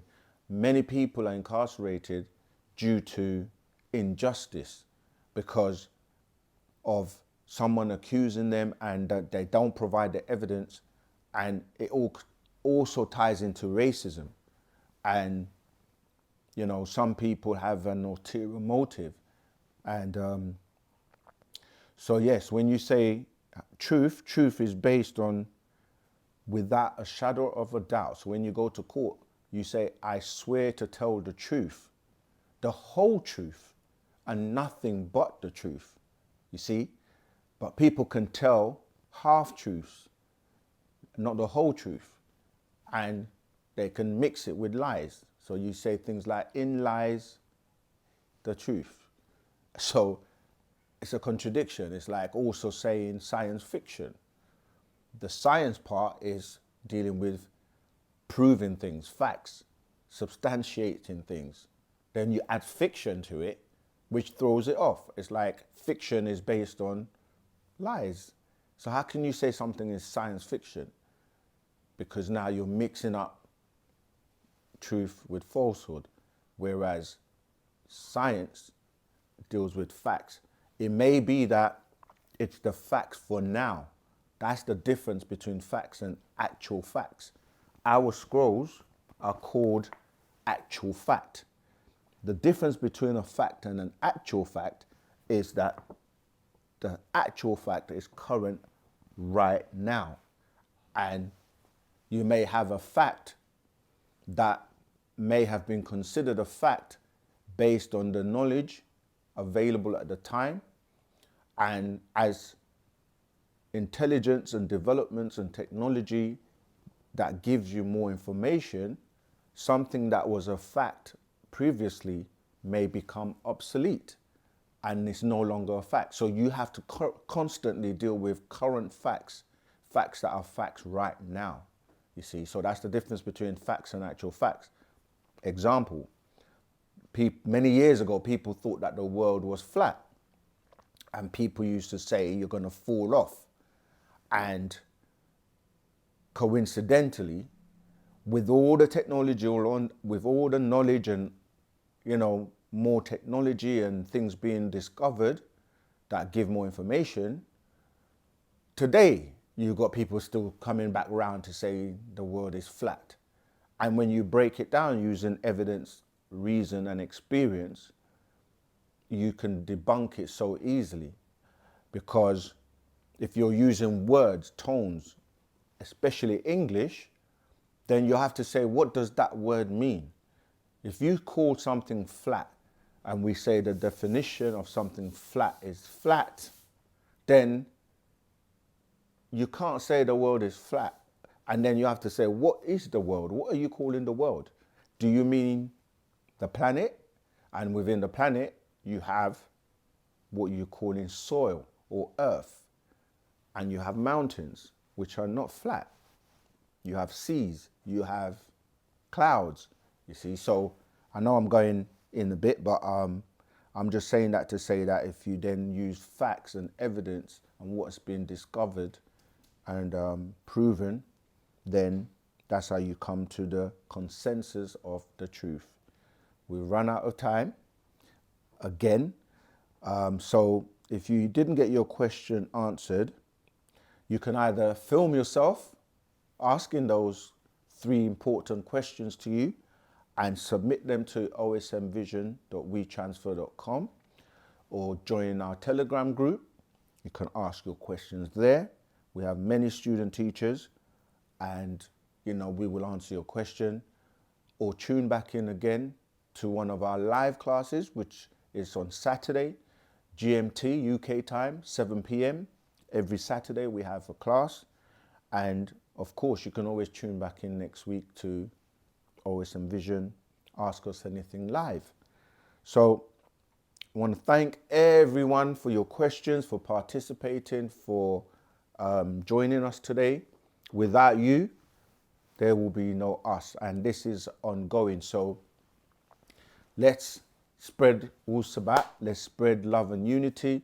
Let's spread the message about freeing Dr. Malachi Z.K. York, Pa Nabab Yanun, as is known to us affectionately, because he is an extraterrestrial, and with all the knowledge and all the information that he's bestowing on the world, you would think that, you know, everybody would want him to be on the stage giving us more information on how to solve the problems of this world. So until next week, keep him in your thoughts, visualize him free with us in the flesh. All right? Taukum, that means thank you all. Wu-wadu, and bye.